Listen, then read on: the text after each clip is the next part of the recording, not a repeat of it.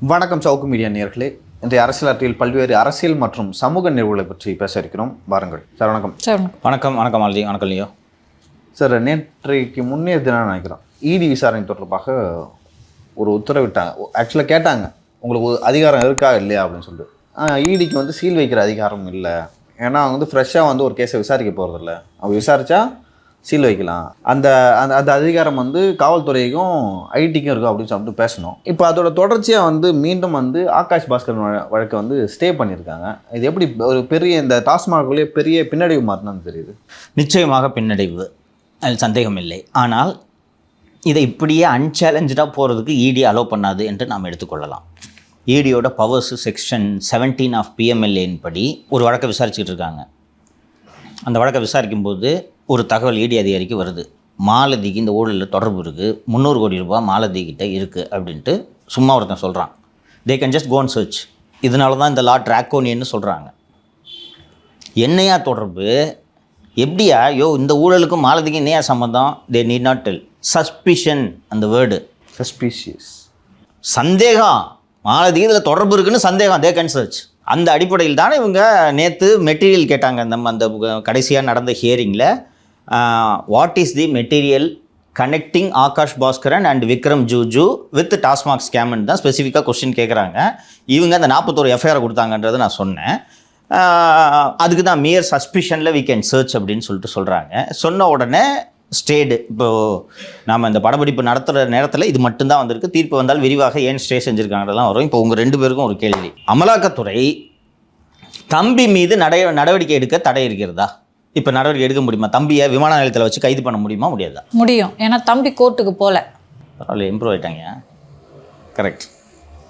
Stay is against Aakash Bhaskaran and Vikram Juju. Maybe அவர் என்ன நினச்சிருக்கலாம் சார், இவங்க முதல்ல வந்து இந்த வழக்கை பதிவு பண்ணட்டும், அவங்களுக்கு என்ன வந்து தீர்ப்பு வருதோ அதை தொடர்ந்து தம்பிக்கான வழக்கை பதிவு பண்ணலான்னு அவங்க நினச்சிருக்கலாம். தம்பி இந்த அடிப்படையில் தம்பி வழக்கு தொடர்வதற்கு வாய்ப்பு இருக்கிறது. தம்பி விரைவில் வழக்கு தொடர்வார் என்று எதிர்பார்க்கலாம். வழக்கு தொடர்வதற்கு தம்பி இந்தியா வர வேண்டும்.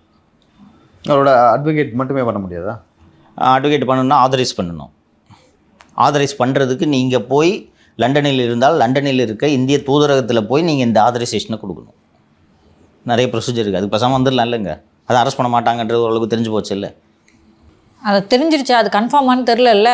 லுக் அவுட் நோட்டீஸ் போட்டிருக்காங்களான்னு தெரில. அது மீறி அரெஸ்ட் பண்ணால் இல்லை ஒரு விட்டு பிடிக்கிறாங்களோ? நாங்கள் இல்லை ஆகாஷ் பாஸ்கர்னையும் விக்ரம் ஜூனியும் அரெஸ்ட் பண்ணல, அவங்கள ஃப்ரீயாக விட்டேன்.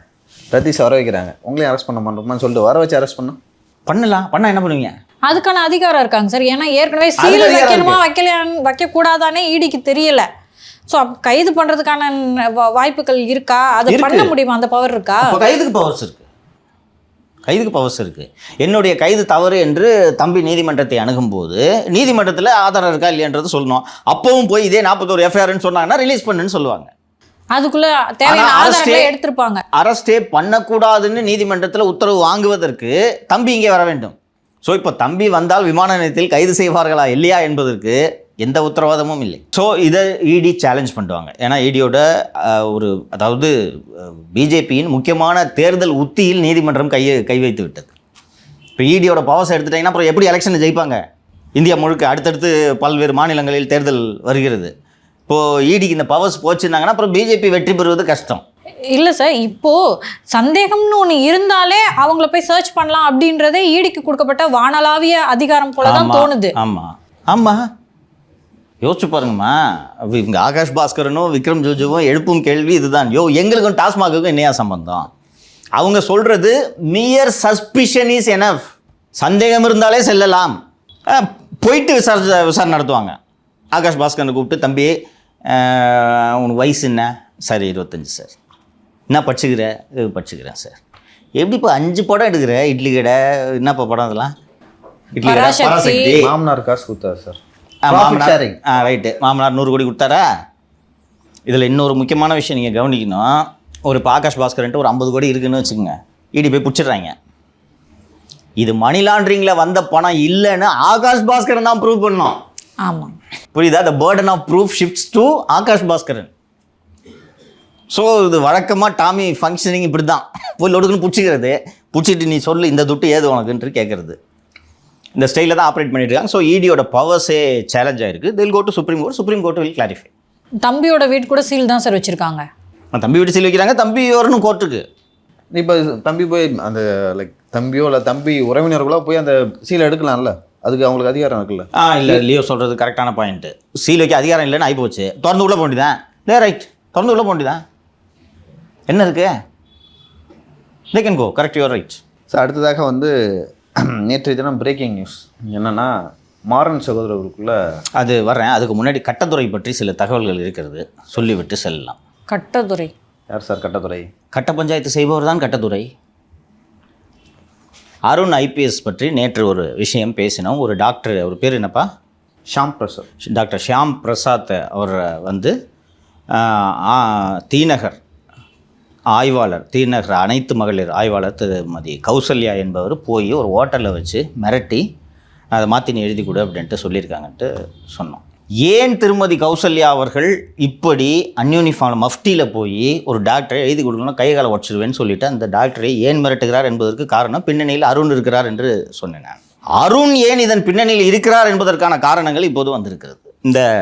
அந்த பொண்ணை அடித்து காயமாச்சு இல்லை, ஒரு பெண் போய் புகார் தர்றாங்கல்ல, டாக்டர்கிட்ட ட்ரீட்மெண்ட் எடுக்கிறாங்கல்ல, அந்த பெண்ணுடைய கணவர் வந்து தமிழக அரசின் குரூப் 1 அதிகாரி, கருவூலத்துறை சேர்ந்தவர் என்று தகவல். அவருடைய சொந்த அண்ணன் ஒரு ஐஆர்எஸ் அதிகாரி. திரு அருண் அவர்களின் மனைவி யமுனா தேவி ஒரு ஐஆர்எஸ் அதிகாரி. அவர் சென்னையில் கஸ்டம்ஸ் அப்பலேட் ட்ரிபுனல்லாம் அவர் இருந்திருக்கிறார், அடித்து நவுத்தி இருக்கிறார் என்று ஐஆர்எஸ் அதிகாரிகள் என்னிடம் தெரிவிக்கிறார்கள். ஸோ அந்த பெண்ணை அடித்தவர் அவருடைய அண்ணன் ஐஆர்எஸ் அதிகாரியிடம் சொல்லி, அந்த ஐஆர்எஸ் அதிகாரி யமுனா தேவியிடம் சொல்லி, யமுனா தேவி அருணிடம் சொல்லி, அருண் கௌசல்யாவுக்கு இந்த உத்தரவை பிறப்பித்திருக்கிறார். இப்போ கௌசல்யா போய் அந்த டாக்டர் மிரட்டி வாங்கலைன்னா, அந்த சர்டிஃபிகேட்டை மாற்றி கொடுக்கலன்னா நான் தப்பாக ட்ரீட்மெண்ட் கொடுத்துருன்னு எழுதி கொடுக்கலாம், உன்னை தூக்கி உள்ளே வச்சுருன்னு எழுதி வாங்கிட்டு போயிட்டாங்க. அந்த விஷயத்தில் இதுவரை எஃப்ஐஆர் போடவில்லை. நீங்கள் ஒரு police officer can investigate anything, but you need to be armed with an FIR. ஓகேவா? எஃப்ஐஆர் போட்டுட்டு தானே நீங்கள் டாக்டரை போய் மிரட்டுங்க. டாக்டரை போய் நீங்கள் அணுகிறதுக்கு உங்களுக்கு you need some power. You can drop that power from FIR. எஃப்ஐஆரே இல்லை. அப்போது கௌசல்யா அந்த டாக்டரை ஹோட்டலில் கூப்பிட்டு உன்னை தூக்கி போட்டு கை காலை உடச்சிரு, மாற்றி எழுதி கொடு என்று இங்கேயே உட்காந்து எழுது என்று மிரட்டியது முழுக்க சட்டவிரோதம். இன்றைக்கி ஏன் நான் இவ்வளோ இதை தெளிவாக பதிவு பண்ணுறேன்னா, இப்போ எஃப்ஐஆர் போடுறதை பற்றி நேற்று நான் பேசிய பிறகு எஃப்ஐஆர் போடுவது பற்றி ஆலோசனை நடந்து கொண்டிருக்கிறது. சரி, டாக்டர் போய் மிரட்டினியா, ஹோட்டலில் வச்சு மிரட்டிருக்க, சிசிடிவிலாம் எடுத்துட்டாங்க, டாக்டர் எழுதி கொடுத்துட்டாரு, இந்த ஹோட்டலில் தான் பேசுனேன், இந்த டயத்தில் சிசிடிவி இருக்குதுன்ட்டு டாக்டர் டிஜிட்ட கம்ப்ளைண்ட்டாக கொடுத்துட்டாரு. இப்போ அந்த சிசிடிவி ஃபுட்டேஜில் பார்த்தா கௌசல்யாவும் டாக்டரும் உட்காந்து பேசி அவர் எழுதுறதுலாம் அதில் பதிவாயிருக்கு. இப்போ கௌசல்யாட்ட கூப்பிட்டு நீ இந்த டாக்டர் கூட உனக்கு என்னம்மா பேச்சு, எதுக்குமா அங்கே போனேன் என்று கேட்டால் கௌசல்யா என்ன பதில் சொல்வார்? எஃப்ஐஆர் இருந்தால் கௌசல்யா டாக்டரை தேடி செல்ல வேண்டிய தேவை இல்லை இல்லவா? ஸ்டேஷனுக்கு வா, இப்போ நமக்கு நோட்டீஸ் கொடுத்தாங்களா, அது மாதிரி சம்மன் கொடுத்து அழைத்திருக்கலாம். இவங்க ஏன் தேடி போனோம் மஃப்டியில்? சார் இப்போ சார் அடித்தவங்க வந்து ஐஆர்எஸ் அப்படின்னா, அடித்தவங்களோட தம்பி, அடித்தவங்களோட அண்ணன் ஐஆர்எஸ், அடித்தவர் குரூப் 1 ஆஃபீஸர். அப்போது அவரை கல்யாணம் பண்ண பெண்ணும் ஒரு நல்ல பெரிய ஃபேமிலி பேக்ரவுண்ட்ல இருந்து, அதனால தான் டிஜிபி ஆஃபீஸ் போய் கம்ப்ளைண்ட் கொடுக்குறாங்க. விடல. நல்ல கேள்வி தான் கேட்டீங்க நீங்கள். அவங்களும் விடல. குரூப் 1 ஆஃபீஸருக்கு பொண்ணை கொடுத்துருக்காங்கன்னா செல்வாக்கான வீட்டாக தான் இருக்கும். பொண்ணை அடிக்கிற, அடிச்சிட்டான்னு கம்ப்ளைண்ட் கொடுத்தா நீ போய் கமிஷனரை வச்சு கட்ட பஞ்சாயத்து பண்ணுற. சார் இது சார் டேரெக்டாக கம்ப்ளைண்ட்டுன்னு போகல, அவங்க டாக்டர் கிட்ட போய்ட்டு ஆக்சுவலி இது எப்படி நடக்கும்னா, நான் கம்ப்ளைண்ட் கொடுக்கணும், அப்போ போலீஸ் வந்து என்ன ஒரு மருத்துவர்கிட்ட எடுத்துகிட்டு போய் சோதனை பண்ணி அதன் மூலமாக எஃப்ஐஆர் போடணும். இப்போ அந்த ஊண்டு இன்ஜுரி, அந்த ஊண்டு சர்டிஃபிகேட் இருக்குல்ல, அந்த உடம்புல என்ன இன்ஜுரின்னு அந்த சர்டிஃபிகேட் இருக்குல்ல, that's a basis for an FIR. அப்போ இவங்க மருத்துவர் வழியாக வந்து கூட பாருங்களேன், இன்னைக்கு வரைக்கும் எஃப்ஐஆர் போடல. இந்த சம்பவம் நடந்து 15 நாள் ஆகுது, இது வரைக்கும் எஃப்ஐஆர் போடல. அப்போ இந்த பொண்ணு டைரக்டாக ஒருவேளை போலீஸ் ஸ்டேஷன் போயிருந்தா எஃப்ஐஆர் போட்டிருப்பாங்களா? அந்த பொண்ணு தூக்கி உள்ள வச்சிருப்பாங்க. ஓ, நீ அதிகாரி மேலாம் கம்ப்ளைண்ட் கொடுக்குறியா, அடிச்சாங்கன்னா வாங்கிட்டு போ. சங்கர் ஜிவாலகிட்ட வந்து அந்த பெண் போயிருக்காங்க. இப்போ போகிறதால அந்த டாக்டர் போயிருக்காரு. டாக்டர் போனாலும் சரி, பொண்ணு போனாலும் சரி, அப்படின்னா எஃப்ஐஆர் பதிவு பண்ணணும்னு வச்சிங்களா. பட் இப்போ என்ன நடந்துடும்? அதிகபட்சம் எதுவுமே நடக்காது. அப்போ அங்கே போயிருக்க தேவையில்ல சார். ஏதாவது ஒரு இடத்துல நீங்கள் கம்ப்ளைண்ட் கொடுத்து தானே ஆகணும். ஆமாம். இன்றைக்கி இல்லைனாலும் நாளை ஆட்சி மாற்றம் ஏற்பட்டு நடக்கலாம் அல்லவா? அருண் மாற்றப்பட்டால் விசாரணை நடக்கலாம் அல்லவா? இன்னொன்று இவருக்கே அது ரிவர்ஸ் ஆகலாம்ல, ஏன்னா நான் ஆளையே பார்க்காம இந்த சர்டிஃபிகேட் கொடுத்துட்டேன்னு தான் அவங்க எழுதி வாங்கியிருக்காங்க. அதனால தான் அவர் போயிட்டு பண்ணிட்டாரு. தப்பு இல்லையா? அந்த சர்டிஃபிகேட் அந்த பெண்ணுக்கிட்ட இருக்குது, போலீஸ் ஸ்டேஷனே அஃப்கோர்ஸ் காப்பி இருக்கும், கம்ப்ளைண்ட்டோட இணைச்சு கொடுத்துருப்பாங்க. அப்போ நான் ஆளை பார்க்காம இந்த சர்டிஃபிகேட் கொடுத்துட்டு இவர் எழுதி கொடுத்துருக்காரு, பார்க்காம கொடுத்துட்டேன்ட்டு இவரோட மெடிக்கல் ப்ரொஃபஷனுக்கே சிக்கலாக வந்து அவர் ஒரு பெரிய தனியார் மருத்துவமனையில் வேலை செய்கிறாருன்னு வச்சுக்கோங்க. சார் இப்போ சார் கட்ட பஞ்சாயத்து பண்ணுறாங்க அப்படின்னு வைங்களேன், எனக்கும் லியோக்கும் சண்டை, ஒரு வாய்க்கால் தகராறு அப்படின்னு வைங்களேன், நான் அவரோடது ஒரு அடி எடுத்துக்கிட்டேன், இல்லை அவர் என்னோடது ஒரு அடி எடுத்துக்கிட்டாருன்னா இதில் நீங்கள் கட்ட பஞ்சாயத்து பண்ணலாம். அடி வாங்குற பொண்ணுகள்லாம் எதிரெலாம் நின்று கட்ட பஞ்சாயத்து பண்ணுறது என்ன மாதிரியான மனநிலை சார்? That is Arun. இல்லை, அதுக்கான தேவை என்ன இருக்குது? நான் சொல்கிறேன், நீங்கள் இப்போ இதை சொன்னதுனால அருண் பற்றி ஒரு துணுக்கு செய்தி ஒன்று கூடுதலாக சொல்லி வருகிறேன். இந்தியாவுக்கு எட் ஷீரன் என்ற புகழ்பெற்ற பாடகர் இருக்கிறார், நிறைய சாங் பாடியிருக்கார். அது Ed Sheeran came on a tour to India. சென்னையில் ஒரு டூர் அவர் கண்டக்ட் செய்கிறார். திரு அருண் மற்றும் யமுனா தேவிக்கு மகள்கள் இருக்கிறார்கள். அதில் ஒரு மகள் எட் ஷீரனோடு செல்ஃபி எடுத்துக்கொள்ள வேண்டும். அடையாறு டிசி பொன் கார்த்திக் குமார்னு ஒருத்தர் இருக்கார். அவர்கிட்ட சொல்லி, நீங்கள் இது கேட்குறீங்களே என்ன சார் பெண்ணுக்கு எப்படி பண்ணு, இந்த அதிகாரிகளோட மனநிலையை நீங்கள் புரிஞ்சுக்கணும், அதுக்காக சொல்கிறேன். அடையா டிசியை கூப்பிட்டு போய் பொண்ணு கேட்குது, போய் செல்ஃபி எடுத்து கொடுனோன்னா அவரும் கூட்டின்னு போயிட்டு, சார் இந்த மாதிரி ஐயாவோட இது, உனக்கு தான் ஒரு ஐயா, எட் ஷீரனுக்கு ஐயாவா, போயா என்று விட்டார். அப்புறம் போய் எட் ஷீரன் நம்மள மாதிரி போய் தூக்க முடியுமா, உன்னை தூக்கிடுவேன்லாம் சொல்ல முடியுமா, வெட்டி விட்டாங்க. வந்த உடனே முடியல, பொண்ணு என்னடா டி கமிஷன் என்னமோ சொல்லுங்கிற, ஒரு செல்ஃபி எடுக்க முடியல எட் ஷீரன் கூடன்ட்டு. கூப்பிடியா அடையா டிசியை. காலை 10 மணி முதல் மாலை 6 மணி வரை அவரை அருண் அவரது வாசலில் நிற்க வைத்து எந்த இதுவும் செய்யாமல், எந்த கேள்வியும் கேட்கல. நான் வந்திருக்கேன்னு சொல்லுங்கன்னா வெயிட் பண்ண சொன்னார் சார். திரு அருண் அவர்களுக்கு ஐயப்பன் என்று ஒரு கேம்ப் கிளர்க் இருக்கிறார். இப்போது உங்களுக்கு என்ன சந்தேகம் வரும்னா, இப்போ இந்த கௌசல்யா ஆய்வாளர் தான் வந்து இந்த டாக்டர் போய் மிரட்டாரு, இதெல்லாம் பண்ணுறாரு. அருணே கூப்பிட்டு கௌசல்யாட்ட சொல்ல முடியுமா? இதை முடியாது சார். ஏடிஜிபி இன்ஸ்பெக்டரு ஏசி அதுக்கப்புறம் தான் sir commissioner, additional commissioner, joint commissioner, deputy commissioner, assistant commissioner, அதுக்கு அடுத்து தான் இன்ஸ்பெக்டரு. அப்போ டைரெக்டாக வர சொல்ல மாட்டார். சொல்லலாம், ஆனால் ஒரு லெவலுக்கு இதற்கென்று அருண் வைத்திருக்கும் அடியால் தான் இந்த ஐயப்பன். அருண் வந்து 25 வருஷத்துக்கு முன்னாடி காவல்துறையில் உதவி காவல் கண்காணிப்பாளராக சேர்ந்தபோது அந்த மாவட்ட காவல்துறை அலுவலகத்தில் இளநிலை உதவியாளராக பணியாற்றியவர் தான் ஐயப்பன். திருநெல்வேலியோ கன்னியாகுமரி மாவட்டமோ. அங்கிருந்து இன்று வரை அருண் எங்கெங்கெல்லாம் செல்கிறாரோ அங்கெல்லாம் இந்த ஐயப்பன் உடன் பயணிப்பார், டிரான்ஸ்ஃபர் வாங்கி கொண்டு. திரு அருண் அவர்களின் நிழலான காரியங்கள் அத்தனையும் இந்த ஐயப்பனுக்கு தெரியும். அருண் இன்ஸ்ட்ரக்ஷன் ஐயப்பன் தான் கொடுப்பாரு. ஐயப்பன் தான் கௌசல்யாவிடம் பேசி கொண்டிருக்கிறார். ஐயப்பனோட வாட்ஸ்அப் உள்ளிட்ட ஐபிடிஆர் ரெக்கார்டுகளை மத்திய புலனாய்வு நிறுவனங்கள் எடுத்திருக்கின்றன. எதற்கு எடுத்திருக்கிறார்கள் அவர்கள் என்று ஒரு கேள்வி எழலாம். திருமதி யமுனா தேவியை விசாரணை வளையத்துக்குள் மத்திய ஏஜென்சிகள் கொண்டு வந்திருக்கின்றன. இப்போது அவர் திருப்பதியில் ஜிஎஸ்டி அண்ட் எக்ஸைஸ் கமிஷனராக திருப்பதியில் இருக்கிறார்.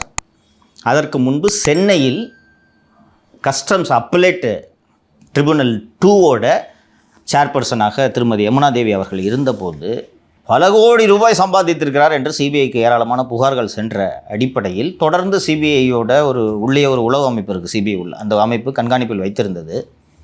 அந்த அமைப்பு அதோட நீட்சியாக அருணை மானிட்டரிங்கில் வைக்கும்போது அருண் யார் மூலமாக ஆப்ரேட் பண்ணுறாருன்ற போது ஐயப்பனோட பேர் இங்கே வருது. ஐயப்பனோட ஐபிடிஆர் எடுத்திங்கன்னா சென்னை சிட்டியில் எந்தெந்த இன்ஸ்பெக்டர் வாட்ஸ்அப்பில் அவர் தொடர்பு கொண்டிருக்கிறார் என்பது தெரிய வரும். இப்போ நீங்கள் ஒரு அதிகாரியோட கேம்ப் கிளர்க்காக இருக்கீங்க, நீங்கள் அதிகபட்சம் அடிஷ்னல் சிஓபிகிட்ட பேசுவீங்க, ஜேசி கிட்ட பேசுவீங்க.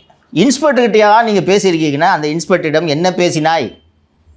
அப்போது ஐயப்பன் பேசிய இன்ஸ்பெக்டர்கள் எல்லாம் அருணுடைய வேலையை செய்கிறார்கள் என்பது தெரியும். ஸோ அந்த டெக் ஆண்டர்பிரினர் பிரசன்னாவோட விவகாரத்தில் திருமங்கலம் ஏசி கூட ஐயப்பன் தான் பேசியிருக்காரு. இந்த விவகாரங்கள் எல்லாம் வெளியே வரும். இதையெல்லாம் அவர் யமுனா தேவி மூலமாக இவர் விசாரணை வளையத்துக்குள் வருகிறார். இப்போ ரொம்ப அதிர்ச்சியை கேட்டிங்களே, பொண்ணு செல்ஃபி எடுக்கலன்னா எட் ஷீரன் என்ன நேர்ந்து விட்ருக்க. இனி கமிஷன்னா சென்னை சிட்டி கமிஷன், அவன் உலக புகழ்பெற்ற பாடகர். அவர் ஒரு பொண்ணு வந்ததே பெரிய விஷயம். புரோட்டோகால் கூட இருந்திருக்கலாம் ஒரு பாதுகாப்பின் அடிப்படையில். என்ன பாதுகாப்பின் அடிப்படையில்? அதாவது எட் ஷீரனை யாரும் பார்க்காம பார்த்துக்கங்க. அவர் இஷ்டமா, அவர் இஷ்டம். 1000 பேர் செல்ஃபி எடுத்து நிற்பான், போய் எல்லாரும் நின்று இருக்க முடியுமா? 1000 பேரும் அருணோட பொண்ணு ஒன்னா அப்படி இல்லை சார். ஆக்சுவலாக வந்து அவர் இந்தியா வந்தப்போ இந்தியா ஃபுல்லாக வந்து எட் ஷீரன் கிராமங்களில் இருக்கு, யாருக்கும் தெரியாது. அவர் வந்து கிராமம், அந்த காசி கோயில், ஸோ பாலிவுட்டில் வந்து அவர் கூட தான் சுற்றுவார். அவருக்கு என்னென்னா இந்தியாவுக்கு வரணும், அவர் அந்த ஹை எண்டு லைக் அந்த ராயல் ரிச் அதெல்லாம் பார்த்துட்டார். இந்தியாவுக்குள்ள வந்து சுற்றிடணும்னு சொல்லிட்டு வந்தார். சென்னைக்கும் அப்படி தான் வந்தார். சென்னையில் வந்து நிறைய பேர் வந்து மீட் பண்ணார். மீட் பண்ணி லைக் ஏன் அவர் சந்திக்க முடியல அப்படின்லாம் தெரியல. ஏன்னா நான் ரொம்ப வாட்ச் பண்ணுவேன், ஃபேனு. அவரோட பாட்டில் எனக்கு ரொம்ப போகுது. திங்க் அவுட் லவுட்னு ஒரு இருக்குது, அதெல்லாம் ரொம்ப சூப்பராக இருக்கும். ஸோ அப்படிப்பட்டவர் வந்து இங்கே வந்து ஒருத்தவங்க சொல்கிறாங்க ஒரு பொண்ணு கூட ஃபோட்டோ எடுக்கணும்னா வந்து அவரெல்லாம் அக்செப்ட் பண்ண மாட்டார். அந்த மாதிரி ஆளும் இல்லை அவர். ஏன்னா ரொம்ப அவர் கீழேருந்து வந்த ஆள். ஸோ அதெல்லாம் பண்ண மாட்டார். இவங்களும் போயிட்டு சார் டிசி வந்திருக்காரு அப்படின்னா நமக்கு தான் ஒரு டிசி. அமெரிக்காவில் இருக்கிறவனுக்கு நீங்கள் டிசியாக இருந்தாருன்னா ஏசியாக இருந்தாரு. இவங்க ஆட்டிடியூடை பாருங்கள். இப்படி தான் இந்த அதிகாரிங்க. ஓ கேட்கலையா தூக்கு. அப்படித்தானம்மா ஒரு ட்வீட் போட்டதுக்கு, அந்த திருவான்மையூரில் ஒரு ட்வீட் போட்டதுக்கு சம்மந்தமே இல்லாமல் 3 பேருக்கும் சம்மன் கொடுத்தாங்களா? அதிகார துஷ்பிரயோகம் தானே அது. ட்வீட் போட்டது நான். உங்கள் 2 பேருக்கு என்ன சம்மந்தம் அதில்? அதை லைக்கு கூட பண்ணலாம். ட்வீட் போட்டதே தெரியாது உங்களுக்கு? தெரியாது. இல்லை நான் பார்த்தேன் அந்த ட்வீட்டை. பட் சரி நீங்கள் எப்பயும் போகிற ட்வீட்டு அப்படின்னு நினச்சேன். அந்த இது கொடுக்கும்போது சம்மன் கொடுக்கும்போது தான் இதுக்கு நம்மளுக்கு சம்மந்தமே இந்த ஆட்டிடியூடு தெரியுதா? ஒரு சேனல் உட்காந்துருக்கீங்களா பகுதியா? இப்படிப்பட்ட கட்டதுறைகளை வைத்து கொண்டு தான் பொம்மை முதல்வர் ஆட்சி நடத்தி கொண்டு இருக்கிறார். எங்கே கொண்டு போய் விட போகிறாங்கன்றதை பாருங்கள். இந்த போகிற போக்கில் எதுக்கு அந்த பல்ப் உடச்சிட்டு போனேன்ற மாதிரி எட்ஷீரன் வந்து ஃபோட்டோக்கு போஸ்ட் கொடுக்காதனால கூப்பிட்டு போய் அந்த போலீஸை ஒரு நாள் ஃபுல்லாக நிற்க வச்சிருக்காங்க. He's a group one officer. Pon Karthik குமார்னு group one officer, superintendent of police. அவருக்கு ஒரு நாள் ஃபுல்லாக எங்கேயாவது வேலை இருந்திருக்கும்ல. வேலை போலீஸ் அதிகாரிக்கு 24 மணி நேரமும் வேலை இருக்குமா? அதாவது என்னென்னா, என் பொண்ணுக்கு செல்ஃபி எடுத்துக்க விடல, நீ ஏற்பாடு செய்யலைல்ல, உன்னை என்ன பண்ணுற பாரு, என் பவர் இருக்குல்ல, உன்னை என்ன செய்கிறேன் பாரு.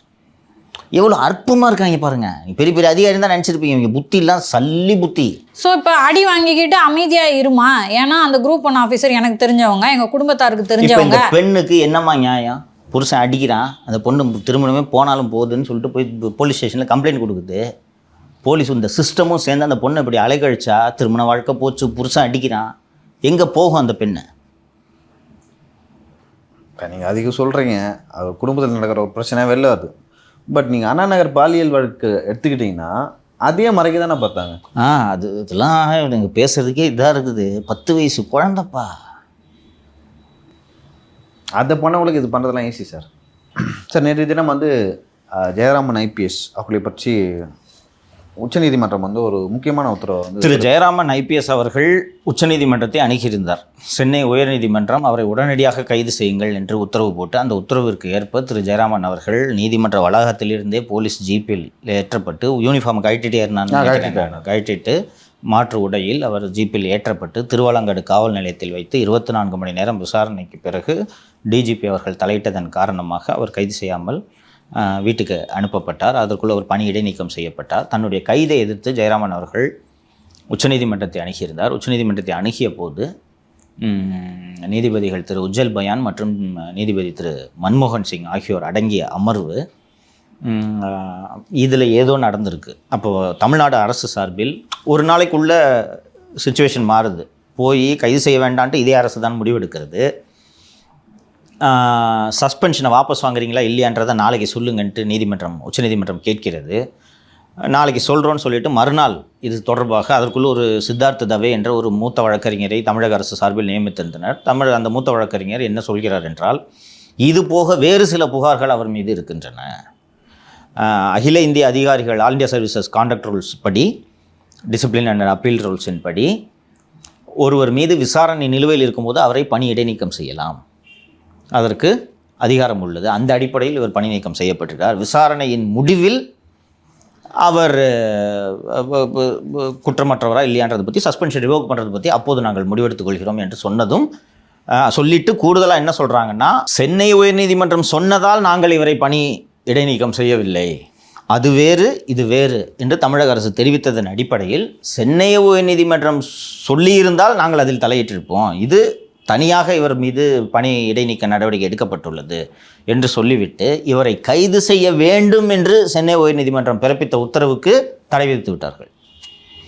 தன்னுடைய பணி இடைநீக்கம் நியாயமற்றது என்று திரு ஜெயராமன் அவர்கள் கருதினால் இதற்காக தனியாக உயர்நீதிமன்றத்தையோ அல்லது மத்திய தீர்ப்பாயத்தையோ அவர் அணுகி கொள்ளலாம்.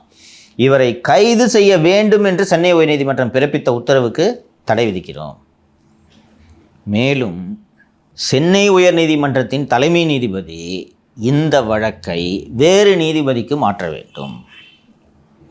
சமீப காலங்களாக அரசு நிர்வாகத்தில் நீதிமன்றங்கள் தலையிடுவது அதிகரித்திருக்கிறது. நான் இன்னைக்கு சொன்னேன், ஞாபகம் இருக்கா? ஒருவரை கைது பண்ணணுமா வேணாமான்ற முடிவை எடுக்க வேண்டியது வழக்கின் புலனாய்வு அதிகாரி. எந்த நீதிமன்றத்துக்கும் அதிகாரம் இல்லை.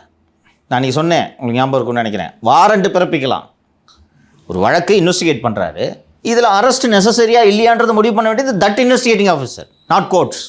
ஜஸ்டிஸ் மன்மோகன் அவர்கள் இந்த வழக்கு முதல் முறை விசாரணைக்கு வரும்போது 18 ஆண்டுகள் நீதிபதியாக இருக்கிறேன், யாரை வேண்டுமானாலும் இப்படி கைது செய்ய உத்தரவிடலாம் என்ற அதிகாரம் நீதிபதிக்கு இருக்கிறது என்பதே எனக்கு இதுவரை தெரியாது என்று அவர் நகைச்சுவையாக குறிப்பிட்டுட்டு ஜஸ்டிஸ் வேல்முருகனிடமிருந்து இந்த வழக்கு வேறு நீதிபதிக்கு மாற்றம் எந்த நீதிபதி வேண்டுமானாலும் அதை தலைமை நீதிபதி முடிவெடுப்பார் என்று ஒரு தீர்ப்பு அளித்திருக்கிறார். அந்த வழக்கு முடித்து வைக்கப்பட்டது. Jayaraman will continue to be under suspension and another important thing, வழக்கின் விசாரணையை கிரைம் பிரான்ச் சிஐடிக்கு மாற்றி உத்தரவிட்டிருக்கிறார்கள்.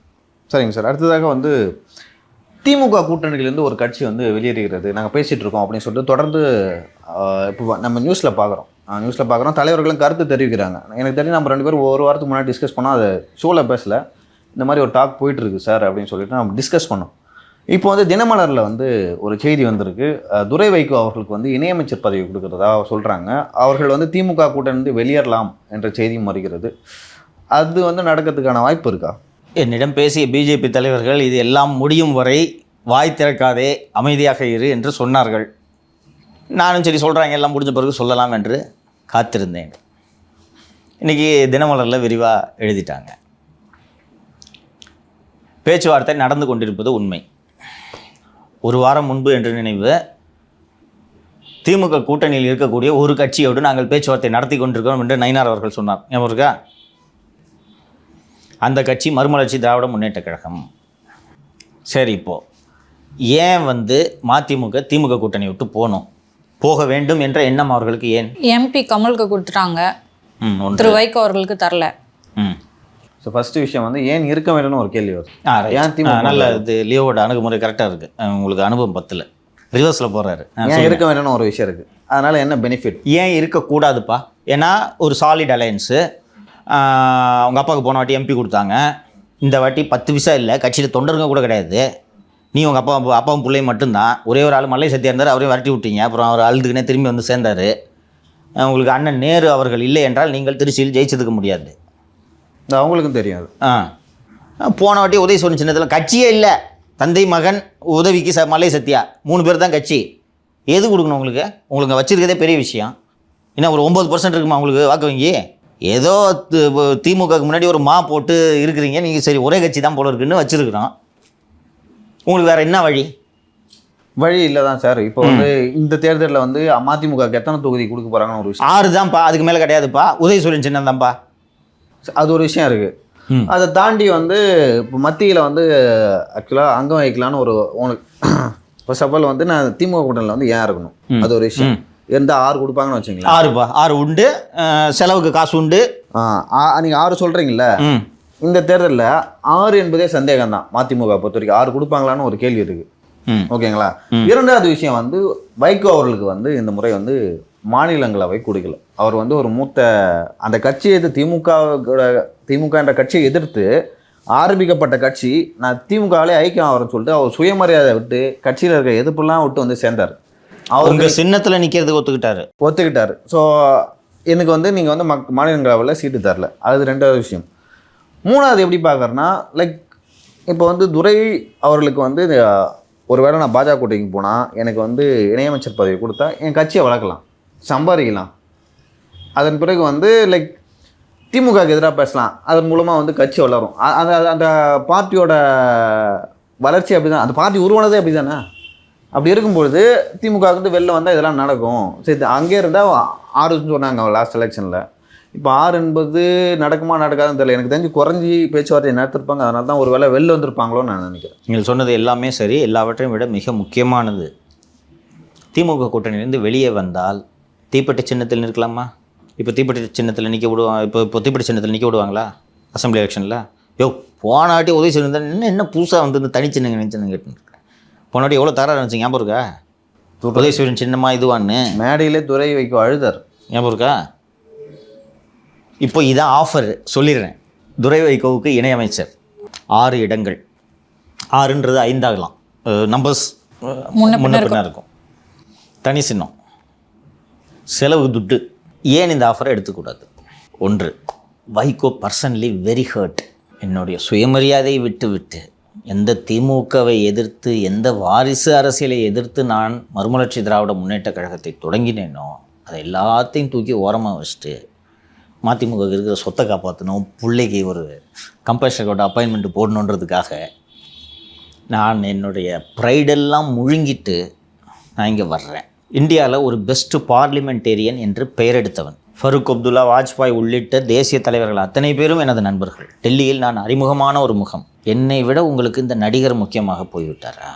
அப்போது உங்களுக்கு இத்தனை ஆண்டு கால திராவிட இயக்க பாரம்பரியத்தில் பயணித்த என்னை விட ஒரு சினிமா நடிகர் தான் உங்களுக்கு முக்கியமாக இருக்கிறார். இன்னொன்று, செஞ்சி ராமச்சந்திரனை அமைச்சராக ஆக்கி அழகு பார்த்துருக்கிறார்.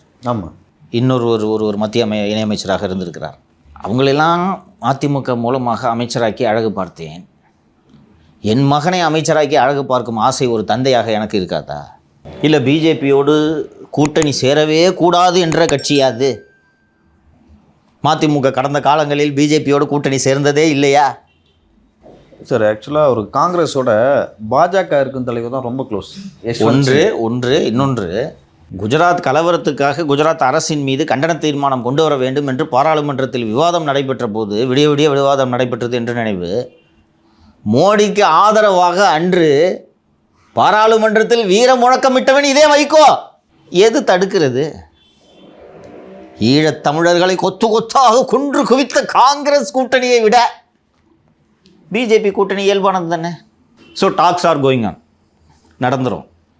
உங்களுக்கு நீங்கள் இந்த ஏடிஎம்கே பிஜேபி தலைவர்கள்ட்ட பார்த்தன்னா கூட்டணியே இல்லை, 2 பேர் தான் இருக்காங்க, 2 கட்சி தான் இருக்குது. ஆனால் ஜெயிக்கிற மாதிரியே ஒரு ஒரு தெம்பாக பேசிட்டு இருக்காங்க, தெரியுதா? எடப்பாடிக்கிட்ட யார் போய் பேசினாலும் அண்ணே என்னென்ன கூட்டி போய் வேலையை பாருப்பா, பார்த்துக்கலாம்ப்பா, இவ்வளோ தான் சொல்கிறாராம். அமித்ஷா கோர் கமிட்டி மீட்டிங்கில் எல்லாம் பார்த்துக்கிறோம், நீ போய் அதிமுக தலைவர்களோட பழகிற வேலையை பாரு, இவ்வளோ தான். இப்போ தெரியுதா? 10 மாதம் இருக்குன்னு எப்படியெல்லாம் இவால்வ் ஆகுதுன்னு பாருங்க. ஸோ அதிமுகவுக்கு போகும்போது மட்டும் அவங்க என்ன பலத்தை சேர்க்க போறாங்க? யாரு? அதிமுக அவங்க பலத்தை சேர்க்கலனால எதிராளியோட பலத்தை குறைச்சாலே அது வெற்றி அல்லவா? திமுகவுக்கு எதிராக வைகோ பேசினால் அதோட தாக்கம் மிகப்பெரிய அளவில் இருக்கும். பேசவே இல்லைன்னு கூட வச்சுக்கப்பா. திமுக கூட்டணி கலக்கிறது என்று ஒன்று போதாதா? இது போதாதா? இப்போ கொஞ்ச நாளைக்கு முன்னாடி கூட வந்து திமுகவை என்ன தொட்டுட்டு தான் நீங்கள் தொடரணுன்ற அளவுக்கு பேசிட்டு இருந்தாரு. ஆமாம், தொட்டுட்டு போய் தொட்டுக்குங்கன்றாரு. அது போன நான் நகர்ந்துக்கிறேன், போய் தொட்டுக்காங்க அப்படின்றாரு. சர்வைவல் தான் முக்கியம் அரசியலில். வைகோ தளர்ந்துட்டாரு. பையனோட எதிர்காலத்தை உறுதி செய்யணும், புரிஞ்சுங்க. நீங்கள் அவர் ஆங்கிள் இருந்து பாருங்கள். பையன் பெரிய விவரமானவரா மாதிரியும் தெரில. அவர் சிகரெட் வியாபாரி, அவர் தான் விவரம் இருக்குது. பிஸ்னஸில் வேணால் விவரமாக இருப்பார். பெரிய திராவிட இயக்க சுடர் அவர், அரசியலே தெரியாது. இதோ பையனை எம்பி ஆகிட்டார். இப்போ ஒரு லியோ கரெக்டாக குறிப்பிட்டார், அமைச்சர் ஆகிட்டிங்கன்னா உங்களுக்குன்னு ஒரு செல்வாக்கு வந்துடும். இன்னொன்று, கண்ணு முன்னாடியே மகனை சேலஞ்சு பண்ணுறதுக்கு ஒருத்தன் வந்துட்டான். ஓப்பனாக ரிவோல்ட் வந்து ஆயிடுச்சு இல்லை, மகனுக்கு அந்த ரிவோல்ட்டை எதிர்கொள்கிற பக்குவமும் கிடையாதுன்றது வைகோவுக்கு நல்லா தெரியும். வைகோ இல்லைன்னா கட்சி எப்படி போகணும் தெரியும். இப்போது இணையமைச்சராக துரை வைகோ ஆகிட்டாருன்னா மல்லை சைத்தியா சவுண்ட் விட முடியுமா? 2 பேருக்கும் சந்தோஷம் இல்லை. நீ இணையமைச்சராக போ, இந்தாப்பா நீ எம்எல்ஏ போங்கிட்டு முடிச்சா? வின் சுச்சுவேஷன் இல்லையா? இப்போ தான் லியோ கேட்ட கேள்விக்கு வரணும், ஏன் போகக்கூடாது, என்ன இருக்குது? ஸோ இதன அரசியல் பேச்சுவார்த்தை நடந்து கொண்டிருக்கிறது. It's just a matter of time, எப்போது அறிவிக்கிறது என்று. நீங்கள் தினமலரில் போட்டு வச்சிட்டாங்க, நம்மளும் வச்சிட்டோம். நம்மளுக்கு முன்னாடியே தெரியும். நான் தான் என்கிட்ட சொன்னேன்ல, வெயிட்டு அவசரப்படாதே என்றார்கள். அதில் வந்துருச்சு. இனிமேல் என்ன, மதிமுக பற்றி பேசினதுனால பிஎம்கேவை பற்றியும் பேசலாம்னு நினைக்கிறேன். ஒரு சின்ன விஷயம்தான். அதாவது இந்த குழப்பத்துக்கெல்லாம் காரணம் திமுக தான் அப்படின்னு அன்புமணி அவர்கள் பேசினார். சுத்த பொய் அப்படின்ட்டார் ஐயா. சுத்த பொய்ன்னு சொல்லிட்டாரு. எனக்கு நேற்று ரொம்ப வருத்தமாக இருந்த விஷயம். நேற்று நம்ம பேசணும், அவர் இந்த எம்எல்ஏ திரு அருள் மற்றும் திரு ஜி.கே. மணி ஆகியோர் அன்புமணி நடத்துகிற பொதுக்குழு கூட்டத்தில் போகாமல் தவிர்க்கிறதுக்காக போய் ஹாஸ்பிட்டலில் அட்மிட் ஆனாங்க. நம்ம அதுக்கான காரணத்தை பேசிட்டோம். நாகரிகம் கருதி அவங்க போய் ஹாஸ்பிட்டலில் அட்மிட் ஆனாங்க இல்லையா? போனால் அப்பா திட்டுவார், போகலன்னா பையன் திட்டுவார். ரெண்டுக்கும் நடுவில் போயிட்டு நெஞ்சை பிடிச்சிட்டு போய் படுத்துடலான்ட்டு 2 பேரும் ஒரு நாகரிகம் கருதி இந்த வேலையை செஞ்சாங்க. அன்புமணி மேடையில் பேசுனது பார்த்தீங்களா? 2 பேருக்கு உடம்பு சரியில்லை, நாம் அவர்களுக்காக கூட்டு பிரார்த்தனை செய்வோம். சிரிக்கிறாங்கப்பா, எல்லாம் சிரிச்சுட்டு கைத்தட்டுறாங்கப்பா. பார்த்தீங்களா? அவர் ஜிகே மணி வயசு என்ன, அவர் ஜிகே மணி கூட அமைதியாக இருந்துட்டார். இவர் அருள் ரத்னம் அருள் ரத்னம் தானே அவர் பேர்? அருள் வந்து ட்விட்டரில் எழுதிட்டு இருந்தார், போய் கை கொட்டி சிரிக்கிறீங்களே, ரோடாக போய் அன்புமணிக்கான சண்டை போட்டவன், எவ்வளோ வழக்கு வாங்கியிருக்கேன் தெரியுமா, எவ்வளோ பேர்ட்ட சண்டை போட்டிருக்கேன் தெரியும், சிறையில் 16 முறை இருந்திருக்கேன். ஹர்ட் ஆயிட்டாங்க. அதை தன்னோட தளபதிகளை அவரே விட்டு கொடுக்குறாரு. எக்ஸாக்ட்லி. உன் லீடர் அவன், உன் கட்சி எம்எல்ஏயா வீக்கன் பண்றாரு. கிண்டல். இது தலைமைக்கான பண்பு இல்லைன்ட்டு ஐயா சொன்னது கரெக்டாக இருக்கா? திருப்பி ஈவினிங் ஒரு மீட்டிங் நடக்குது, அங்கேயும் சொல்லி சிரிக்கிறார் அன்புமணி. காலையில் கூட்டு பிரார்த்தனை செய்தேன். நான் உண்மையிலே தான் சொல்கிறேன், அவங்களுக்கு மனநலனும் உடல்நலனும் அறிவுன்றதே இல்லை தெரியுது அன்புமணிக்கு. செய்யலாமா? உன் கட்சி எம்எல்ஏயா? எங்கே அவர் என்ன தலைவர், கௌரவ தலைவர் ஒருத்தர் இருப்பார், எங்கே வரலையா? அவருக்கு தான் கூட்டு பிரார்த்தனை செஞ்சேன் காலையில். நான் அவ்வளோ பெரிய அப்பாட்டக்கிறா நீங்கள். குடிசையில் திண்டிவனம் பிரிட்ஜுக்கு பக்கத்தில் குடிசையில் கிளினிக் வச்சுருந்தாருமா. வேட்டிலாம் பின்னாடி தான் கட்டினார், பேண்ட் ஷர்ட்டை தான் போட்டுருப்பார். இப்போ அவர் ராமதாஸ் பழைய ஃபோட்டோ பார்த்தோன்னா பேண்ட் ஷர்ட்டை போட்டிருப்பார், ஒரு சைக்கிள் வச்சுருப்பார். 95,000 கிராமத்துக்கு நான் நடந்திருக்கிறேன்ட்டு அவர் சொன்னது உண்மை. 95,000 கிராமத்துக்கு நடந்து துண்டு ஏந்தி வன்னியர் சங்கத்தை வளர்த்து இவ்வளோ பெரிய இயக்கமாக இன்றைக்கி கட்டியிருக்காரு. அவர் ஐயா கரெக்டாக பாயிண்ட்டை பிடிச்சி சொன்னார், 35 வயசில் அன்புமணி அமைச்சராக்குனது தான் நான் பண்ண பெரிய தப்புன்னு. அமைச்சராக இவர் என்ன பண்ணார் தெரியுமா? கேத்தன் தேசாய் கூட சேர்ந்து துட்டு வாங்கிட்டு சிபிஐ கேஸ் வாங்கினது அது ஒன்று. வருஷத்துக்கு 2 முறை குடும்ப குட்டியெல்லாம் கூட்டிகிட்டு 3 மகள்கள் சௌமியாவெல்லாம் கூட்டிகிட்டு சார்ட்டர்ட் ஃப்ளைட் எடுத்துகிட்டு உலகம் பூரா டூர் போவாரியா. தலைவர்களோட வாரிசுகள்லாம் எப்படி வந்து அமைஞ்சிருக்குது பாருங்கள். வருஷம் தவறாமல் டூர் போவார். எனக்கு இது இந்த வாரம் தெரியாது, ஒரு ஸ்டாலின் ஃபேமிலி டூர் போனப்போ ஒரு அதிகாரிட்ட பேசிட்டு போது இவரை சொல்கிற அன்புமணி வருஷம் டூர் போவார். அதுக்கு தான் இப்போ அமைச்சர் ஆகணும்னு ட்ரை பண்ணிட்டு இருக்காரு. ஆனால் சார்ட்டர் ஃப்ளைட்டில் டூர் போகலாம், டிப்ளமேட்டிக் பாஸ்போர்ட் வாங்கிடலாம், எம்பி இப்போ இது மினிஸ்டர் அடிப்படையில் போய் கூப்பிட்டு குழந்தைங்களோட சந்தோஷமாக இருக்கணும். என்ன கஷ்டப்பட்டிருக்காரு. உண்மையிலே அந்த அருள் கேஸ் வாங்கியிருக்காரு. ஜிகே மணி வன்னியர் சங்க காலத்துலேருந்து ஐயா கூடவே இருக்கிறவர், வயசில் எவ்வளோ மூத்தவர். எத்தனையோ பேர் போனாங்க சார் அவர் விட்டு. போல மணி போல எங்கே அவர் கௌரவ தலைவர் எங்கே? என்ன உங்களுக்கு இவ்வளோ ஆணவம்?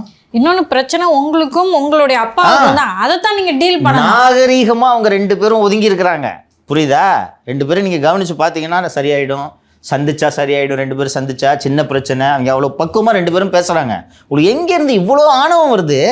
ஒரு விஷயம் திருப்பியும் நான் பதிவு பண்ணுறேன், அந்த கட்சியே அழிஞ்சு பாமகன்ற கட்சி இல்லைன்றதை உறுதி செஞ்சாலும் செய்வார் ஐயா, பிள்ளைகிட்ட கொடுக்க மாட்டார். நான் அன்றைக்கே சொன்னேன், கவனிச்சிங்களா? இந்த மணி பேக்கர்லாம் நடிப்பு ஐயா நம்ப மாட்டாருன்னு. ஒரு பர்சன்ட் நம்மளை பார்த்தீங்களா? இன்னொன்று, இது ஒரு ஐயா சொன்னார்ல, கூசாமல் போய் சொல்லுவார் அன்புமணின்ட்டு. இது உங்கள் அப்பா பையன் சண்டை. திமுக எதுக்கு எடுக்கிற? திமுக என்ன ஏன் பண்ணுச்சு உங்களுக்கு? ஸ்ட்ராட்டஜி. இது என்னவா ஸ்ட்ராட்டஜி? சிரிப்பாங்கம்மா, லாஜிக்கலாவது இருக்கணுமா? நீ அம்மா மேலே பாட்டில் எடுத்து அடித்ததுக்கு திமுக காரணமா? என்னையா உருட்டுற நீ? மாற்றம் முன்னேற்றம் மேங்கம் பண்ணிட்டு இவங்க எல்லாம் ஆட்சிக்கு வந்திருந்தாங்கன்னா நம்ம நிலைமை, தமிழ்நாட்டோட நிலைமையை யோசிச்சு பாருங்க. சரிங்க சார். வைகோக்கு அடுத்ததாக வந்து திருமாவளவன் அவர்கள் வந்து சமீப நாட்களாக பத்திரிகையாளர் சந்திக்கிறார். அவருடைய கருத்துக்கள் வந்து திமுக கூட்டணியை வந்து அந்த கூட்டணியில் கொஞ்சம் சலசலப்பை ஏற்படுத்தி இருக்கிறது அப்படின்னு சொல்லிட்டு சொல்லலாம். ஒரு பக்கம் வந்து மதிமுகனா, இன்னொரு பக்கம் விசிக. அவர் வந்து கொஞ்ச நாளுக்கு முன்னாடி ஒரு பேட்டி கொடுத்தாரு. அந்த பேட்டியில் வந்து நாங்கள் வந்து ரொம்ப அரசியலில் பொறுமையும் நிதானமும் மிக முக்கியம், எங்கள் கட்சியோட கொடிக்கம்லாம் அகற்றுறாங்க, இருந்தாலும் நாங்கள் அமைதியாக இருக்கோம் அப்படின்னு சொல்லிட்டு சொன்னார். இன்னொரு இடத்துல என்ன சொல்லியிருக்காருன்னா, அதிமுக கூட்டணியில் பாமகவும் பாஜக இருக்கும், இல்லை நாங்கள் போயிடுவோம், எங்கள் போகிறதுல வந்து ஒரு கஷ்டமும் இல்லை அப்படின்னு சொல்லியிருக்காரு. அது எதை இண்டிகேட் பண்ணுது? சாதாரணமாக வந்து ஒரு அரசியல் தலைவர் இந்த மாதிரி கருத்தெல்லாம் தெரிவிக்க மாட்டாங்க. திரும்ப அவர்கள் தொடர்ந்து தெரிவிச்சுட்டு வர்றாரு. எப்படி பார்க்குறது அதை? சரி, நீங்கள் இதை தொடங்கியதால் இன்னொரு செய்தியை சொல்கிறேன். ஆதவ் அர்ஜுனாவோடு திருமாவளவனின் பேச்சுவார்த்தை அட்வான்ஸ்டு ஸ்டேஜஸை எட்டியிருக்கு. ஒருத்தனை ஏமாற்றணுன்னா அவனுக்கு ஆசையை தூண்டணும். அதைத்தான் ஆதவ் அர்ஜுன் செய்து கொண்டிருக்கிறார். அண்ணே, திமுக கூட்டணியில் இருந்தீங்கன்னா உங்களுக்கு எத்தனை சீட்டுண்ணே? 6 சீட்டு. இந்த முறை யாருக்குமே மெஜாரிட்டி கிடைக்கப் போவதில்லை விஜய் காரணமாக. நீங்கள் அங்கே இருந்து 6 சீட்டு கொடுத்து 6ல் 3 ஜெயிக்கிறீங்கன்னு வச்சுக்கோங்க. அதற்கு பதிலாக விஜயோடு சேர்ந்தால் உங்களது வெற்றி வாய்ப்பு சதவிகிதம் அதிகரிக்கிறது. திமுகவில் துட்டு கொடுத்தா தான் பிரச்சாரத்துக்கு வருவான், கூட்டம் சேருவான். விஜயோட ஃபேன்ஸு பார்த்தீங்கல்ல, கிட்டத்தட்ட விஜயோட ரசிகர்களும் உங்களுடைய தொண்டர்களும் வேறு வேறு அல்ல. சமூகம் சார்ந்து இளைஞர்கள். விஜய் பேரை சொன்னாலே அவனா கொடி தூக்கிட்டு வந்துடுவான். நார்த்தில் நீங்களும் விஜயும் சேர்ந்தீங்கன்னா டெட்லி கம்பெயின் 2 திராவிட கட்சிகளும் அங்கே தடம் பதிக்கவே முடியாது. இங்கே உங்களுக்கு 40 சீட்டுகளை நான் பெற்றுத் தருகிறேன். 40ல் 20 நீங்கள் வெற்றி பெறுவதற்கு வாய்ப்பு இருக்கிறது. 15ல் வெற்றி பெறுகிறீங்கன்னு கூட வச்சுக்கலாம். நீங்கள் 15 வெற்றி பெற்ற பிறகு நீங்கள் எங்கள் கூட்டணியில் இருக்கணும்னு அவசியம் இல்லை. ஏடிஎம்கே 90, திமுக 90ன்னு வருதுன்னா 15 எம்எல்ஏ வச்சுருக்கிற நீங்கள் துணை முதலமைச்சர் யார் எனக்கு தருகிறார்களோ அவர்களுக்கு தான் எனது ஆதரவுன்னு நீங்கள் சொன்னீங்கன்னா நீங்கள் டெப்டி சிஎம் ஆகலாம். அதுதான் உண்மையான தலித்துகளுக்கான அதிகாரம். செலவை நான் பார்த்துக்கிறேன். இது வரைக்கும் சொன்னதெல்லாம் லாஜிக்கல், இது உருட்டு. ஏன்னா அவர்கிட்ட 80 கோடி தான் இருக்குன்னு நம்ம ஏற்கனவே பார்த்துருக்கோம். திருப்பி சொல்லலாம், மாமனார் கடைசியாக கொடுத்தது 100 கோடி, அதில் 20 கோடி செலவு பண்ணிட்டார். 80 கோடி மட்டும்தான் இருக்குது. இனிமேல் 10 பைசா கொடுக்க மாட்டேன்றதா அவங்க குடும்பம் மறைமுகமான அறிவிப்பாக வெளியிட்டு விட்டார்கள். அதுவும் அதில் மைத்துனர் திரு சார்லஸ் அவர்கள் மனைவி காசில் தின்றவன் மேன், நீ வாய் மூடு மேன் என்று சொல்லிவிட்டார். மனைவியே சொல்லிட்டாங்க அவரோட அரசியல் நிலைப்பாட்டுக்கு இதுக்கு சம்மதம் இல்லைன்னு. ஸோ அந்த 80 கோடியை வச்சுக்கிட்டு திருமாவுக்கு செலவு பண்ணுவாரா, விஜய்க்கு செலவு பண்ணுவாரா, இல்லை அவருக்கு செலவு பண்ணுவாரா? பட் திருமா இன் பிரின்சிபிள் இது நம்புற மாதிரி இருக்கா? உங்களுக்கு மக்கள் நல கூட்டணியில் திருமாவளவன் செய்த தவறு அந்த அலையன்ஸுக்கான ஒரு சாலிட் இமேஜோ பேக் போனோ இல்லை. விஜய் அவர்களை வைத்து மக்கள் நல கூட்டணி 2.0 என்பது வெல்வதற்கான சாத்தியங்கள் இருக்கக்கூடிய ஒரு தோற்றம் தெரிகிறது. இல்லை, உங்களுக்கு விஜயகாந்த் வந்து 2005 அப்புறம் 2011 ப்ரூவ் பண்ணிட்டார். ஓகேங்களா? விஜயகாந்த்னா இத்தனை % தான் சொல்லிட்டு விஜய் வந்து அந்த மாதிரி ப்ரூவ் பண்ணலை. ஓகேங்களா? அது அதிகமாக போகலாம், கம்மியாகலாம், எப்படி வேணாலும் போகலாம். அது வெற்றி வாய்ப்புக்கு வந்து அவர் ஆதவர்ஜன் சொல்கிற மாதிரி இல்லை, நீங்கள் சொல்கிற மாதிரி 15 போகலாம், 20 போகலாம். திருமாவர்கள் வந்து எத்தனை தொகுதியில் வேணால் வெற்றி பெறலாம். அதுக்கான வாய்ப்புகள்லாம் இருக்குது. இங்கே வந்து இவர் ப்ரூவ் பண்ணவே இல்லை. இருக்கிற நான் பார்த்த சில சர்வேஸும் அதான் சொல்லுது. ஓகேங்களா? அதனால் ஒரு வெற்றி பெறதுக்கான வாய்ப்புகள் அதிகமாக இருக்குது. ஸோ நார்த்தில் கான்சன்ட்ரேட் பண்ணலாம். நீங்கள் ஒரு 40 சீட்டு விஜே ஃபேன்ஸு, விசிக தொண்டர்கள் 2 பேரும் சேர்ந்து நீங்கள் கொஞ்சம் யோசிச்சு பாருங்கண்ணே. ஒரு 15 சீட் நீங்கள் ஜெயிச்சிருக்கீங்க. ஏடிஎம்கே ஒரு 80, டிஎம்கே ஒரு 90, விஜே ஒரு 10 அல்லது 20. விஜே ஒரு டெப்டி சிஎம், நீங்கள் ஒரு டெப்டி சிஎம், எப்படின்னு இருக்கும்? இல்லை விஜே சிஎம், நீங்கள் deputy CM. So Thiruma is keeping his options open. DMK கூட்டணியில் நீடிப்பது இல்லை என்ற முடிவுக்கு வந்திருக்கிறார். இல்லைங்க, நீங்கள் நீடிச்சு தாங்க ஆகணும். 12 சீட்டு கொடு. 15 கேட்டார். 15? ரைட்டு, குறைச்சி சொல்லிட்டேன்ப்பா, சாரிப்பா. 15 சீட்டு கொடு. எங்கள் தொண்டர்களை வச்சு தான் நீங்கள் வட தமிழகத்தில் ஜெயிச்சிங்க, கரெக்டாக? 15 சீட்டு கொடுத்தா என்ன? அங்கே 40 தரேன்றாங்க. இல்லை அங்கே போனால் ஜெயிக்க மாட்டீங்க. அது ஜெயிக்கலனாலும் பரவாயில்ல, நீ ஜெயிக்க மாட்டேல்ல. 6 போட்டிட்டு 4 ஜெயிக்கிறதோட நான் வந்து 40 போட்டிக்கிட்டு 10 ஜெயிக்கிறேன். 10 ஃபேர் இனஃப், ஃபேர் இனஃப். மீதி 30ல் ஒன்றை தோக்கடிக்கிறேன். ஓகேவா? ஸோ இப்போது நம்ம இன்னும் தேர்தலுக்கு 9 மாதமா 10 மாதமா, 10 மாதம்னு வச்சுக்கலாம், 10 மாதம் முன்பு இருக்கிறோம். இப்போதே திமுக கூட்டணி கலகலக்க தொடங்கி விட்டது. இது ஒரு ஃபேர் பிளேயாக இருக்கும் எலெக்ஷன், புரியுதா? திமுகக்கு சாதகமான இன்றைக்கி தோன்றுறது. ஒரு 3 மாதம் முன்னாடி நீங்கள் போய் கேட்டிருந்தீங்கன்னா நாமளே அதை தான் சொல்லிட்டு இருந்தோம். திமுக இன்றைக்கி நம்பர் 1 சாலிடாக இருக்குது அலையன்ஸு என்று சொல்லி கொண்டிருந்தோம். இதை திமுக உணர்ந்திருக்கிறது. நேற்று தானே நம்ம பேசணும் எவ்வளோ ப்ரிப்பரேஷன்ஸ் பண்ணிக்கிட்டு இருக்கிறாங்க, ஒரு 5 டீமை வச்சு வேலை செய்கிறாங்கன்றதெல்லாம் சொல்லிட்டு இருந்தோம்ல. ஸோ இதை திமுக உணருது. இன்றைக்கி நம்ம நம்பர் 1 இருக்கலாம், எடுக்கிற சர்வேஸில் 40%, 42% வரலாம். ஆனால் இன்னும் கடுமையாக உழைக்கணும். இதை நிலைநிறுத்துவதற்கும், இன்னும் தக்க வைப்பதற்கும், இன்னும் தொடர்ந்து இதை நீட்டிப்பதற்கும் இன்னும் நம்ம கடுமையாக உழைக்கணுன்றதுக்காக தான் அவங்க இவ்வளோ வேலை செஞ்சுக்கிட்டு இருக்காங்க. This alliance is not intact. 2011 AIADMK கூட்டணி அமைந்ததே தேர்தல் அறிவிப்புக்கு 1 வாரத்துக்கு முன்னாடியா இல்லை அறிவிப்பு பின்பா? 1 மாதமா? ரொம்ப லாஸ்ட் மினிட்ல தான் அந்த அறிவிப்பே வந்தது. எப்படி வேண்டுமானாலும் மாறலாம். நம்ம 10 மாதம் முன்னாடி உட்காந்து பேசிகிட்டு இருக்கோம். அதிமுக ஒரு இன்ஸ்டன்ஸ். இன்னொன்று திரும்பவும் நீங்கள் ஹியூமிலியேட் தானே பண்ணுறீங்க இங்கே வச்சுக்கிட்டு. யோ எல்லா கட்சிகள் அவர் திரும்பவே ஓப்பனாக சொல்லியிருக்காரு, எல்லா கட்சிக்காரங்களும் கொடி வைக்கிறான், எல்லா கட்சியும் கொடி வச்சிருக்குது. விசிகேயால் மட்டும் எங்கே கொடி வச்சாலும் போராட்டம். மனசுக்குள்ள அந்த புழுக்கம் இருக்க தானே செய்யும். பேசுகிறாரு வெளியில், நம்ம இப்படிங்க கிருத்தன்ட்லாம் ஏதாவது பேசுகிறாரு, பட் மனசுக்குள்ள அந்த புழுக்கம் இருக்குமா இருக்காதா? ஸோ இப்போ விசிகேனா நேற்று நடந்த இன்சிடென்ட்டு இப்போ வந்து பிஜேபி அதில் கையில் எடுத்திருக்கு. நேஷ்னல் மீடியாவெல்லாம் அட்டென்ஷன் வந்திருக்கு. காலைல டைம்ஸ் நவுல பிரேக்கிங், ஹிந்துஸ் இன்சல்டட். இது என்னங்க சார் அவ்வளோ பெரிய விஷயமா? அதாவது அவர் ரொம்ப நேரம் திருநூறு வச்சுருந்தாரு, அதை அழைக்கிறாரு அப்படின்றது அவருடைய வாதம். ஒரு என்ன திருநூறு ஒரு 30 கிலோ இருக்குமா? தூக்க முடியலையா? சொல்லுங்கம்மா. இப்போ தலையில் வந்து இந்த சும தூக்கிட்டு போவாங்க, பார்த்துருப்பீங்க நீங்கள். யோ எவ்வளோ நிறையா தூக்கின்னு இருக்குதுன்னு இறக்கி வைப்பாங்க. என்ன திருநூறு ஒரு 10 கிலோ இருக்குமாப்பா? திருநூறு வைக்க பிடிக்கலன்னா எதுக்கு கோயிலுக்கு இது போகிறீங்க? நீங்கள் பேச போடுறீங்களா? சொல்லுங்கள். இப்படி தான் நான் கேட்பேன். இப்போ நாளைக்கு முருகனுக்கு மாநாடு நடத்துகிறாங்க. முருகன் ஐயா கேட்டார், வசமாக அவங்க விரிச்ச வலையில் இவங்க உழுறாங்க தெரியுதா? இவர் நீங்கள் இதை சொல்லுங்கள். அது ஒரு மாநாடு, இது பிஜேபி மதுரையில் தானே மாநாடு, முருகன் மாநாடு நடத்துகிறாங்க. எல்லாருக்கும் தெரியுது அரசியலுக்காக நடத்துகிறாங்க. ஏன்னா முருகன் சொல்ல அவங்ககிட்ட, ஏன்னா ஒரு முருகன் சென்ட்ரலில் மினிஸ்டராக இருக்கார், அவர் சொல்லலை. லாடு முருகாவும் சொல்லலை. இவங்க இவ்வளவு வேகமாக ஸ்பெஷல் ட்ரெயின் கவனிச்சியா? சிறப்பு ரயில் விட்டு இது ஒரு அரசியலுக்காக செய்கிற மாநாடு. நட்டின் முடிஞ்சு போச்சா? இப்போது இந்த மாநாட்டுக்கு எதிராக மதுரையில் மனித சங்கிலி நடத்த வேண்டிய தேவை என்னப்பா இருக்கு? அதுவும் யாரை வச்சு நடத்துறீங்க? வெளிப்படையான கடவுள் மறுப்பாளராக தன்னை அறிவித்து கொண்ட தொல் திருமாவளவன், மாற்று சமூகத்தை சேர்ந்தவரை கொண்டு வந்து நீங்கள் இதில் இங்கே மனித சங்கிலியில் நிற்க வச்சிங்கன்னா இது ஒரு இரிட்டேட் ஆகுமா? பண்ணுமா? பண்ணாதா? சொல்லுப்பா. பண்ணும்.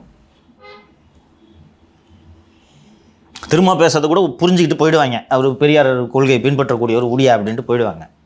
அமீருக்கு நேய சம்பந்தம். கூட்டமைப்பும் இந்த மனித சங்கிலியுடைய நோக்கம் என்னன்னா, முருகன் எங்களுக்கு எதிரானவர் அல்ல, முருகன் பெயரால் அரசியல் செய்கிற சதிகாரர்கள் தான் எங்களுக்கு எதிரானவர்கள். நீங்க கேட்டீங்க, அண்ணன்ட்ட கேட்டீங்க, நீதிமன்றம் தான் வழிகாட்டுதல் கொடுத்துருச்சு, அப்புறம் எதுக்கு நீங்க இந்த மனித சங்கிலின்னு? நீதிமன்றம் எத்தனை முறை வழிகாட்டுதல் சொன்னாலும் இந்த மாநாட்டுடைய நோக்கம் மக்களுக்கு போய் சேரணும். முருகன் என்ற பெயரால் நாளைக்கு யாராவது போய் அந்த மாநாட்டில் போய் கலந்துக்கிட்டா, பக்தி என்கின்ற பெயரால் ஆன்மீக மாநாடு இங்கே பல நூற்றாண்டுகளாக நடந்துக்கிட்டு தான் இருக்கு. ஆனால் அந்த அரசியல் செய்யும் போது அரசியல் கட்சிகள் நடத்துறது தான் ஆபத்தானதுன்னு சொல்றது தான் எங்களுடைய நோக்கம். பொதுவாக மொத்தத்தில் நீங்கள் புரிஞ்சுக்க வேண்டியது, இங்கே கூடியிருக்கிற யாருமே முருகனுக்கு எதிரானவர்கள் அல்ல, முருகன் பெயரால் கலவரம் செய்ய துடிக்கின்ற சங்கிகளுக்கு எதிரானவர்கள் என்பதை புரிந்து கொள்ளுங்கள். அதாவது பிஜேபி வந்து பிளவுபடுத்துன்றாங்களே, அவங்களுக்கு இவங்க உதவுறாங்க. இதை நீங்கள் சொல்லுங்க மாலதி. இஸ்லாத்துக்கு எதிராக ஒரு அமீரை வந்து நிற்க சொல்லுங்க மாலதி. இஸ்லாத்துக்கு எதிராக நிற்க சொல்லுங்க. ஒரு விஷயத்தை நிற்க சொல்லுங்க. நான் சில விஷயங்கள்லாம் பேச வேணான்னு அமைதியாக இருக்கேன். அவங்க விரிச்சு வச்ச வலையில வந்து இவங்களே போய் விழுகிறாங்க. கடவுள் பெரிய தீவிர கடவுள் பற்றே இல்லாதவன் கூட முருகன் மாநாட்டுக்கு எதிராக இந்தாலே எதுக்கு வர்றாரு யோசிப்பான மாட்டானா? ராமன் அப்படின்னா கூட நம்மளுக்கு அந்நியம் கடவுள் தான், பட் முருகன் அப்படி கிடையாது, எல்லாருமே போகலாம். நான் என்ன சொல்றேன், நட்டின் போயா உடியா மாநாட்டுக்கு இவங்களே பப்ளிசிட்டி கொடுக்குறாங்க.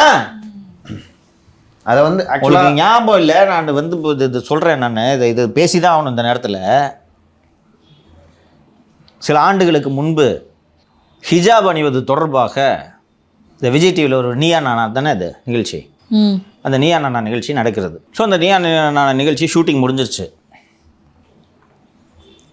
முடிஞ்ச உடனே டிஎன்டிஜேக்கு இந்த தகவல் தெரிஞ்ச உடனே உலகம் முழுக்க டிஎன்டிஜேலேருந்து விஜய் டிவிக்கு கால் ஓட்டாவல் தான். அதுக்கப்புறம் அவர் இந்த பிஜே ஜெயின்லாப்தீன் ஒரு வீடியோவில் நம்ம பையன் அமீர் தான் ஃபோன் பண்ணி சொன்னான், அத்தா இந்த மாதிரி போடுறாங்க அத்தா அப்படின்னு சொன்னான் அப்படின்னு ஒரு வீடியோ சொன்னார். வீடியோ சொல்லியிருக்காரு, இப்படிப்பட்ட ஆள் தான் அமீர். உனக்குன்னா வேலை அதில் எப்படி இங்கே வம்பு இருக்கிறாங்க தெரியுதா? நான் என்ன கேட்குறேன், உங்களுக்கு கடவுள் நம்பிக்கை இல்லை.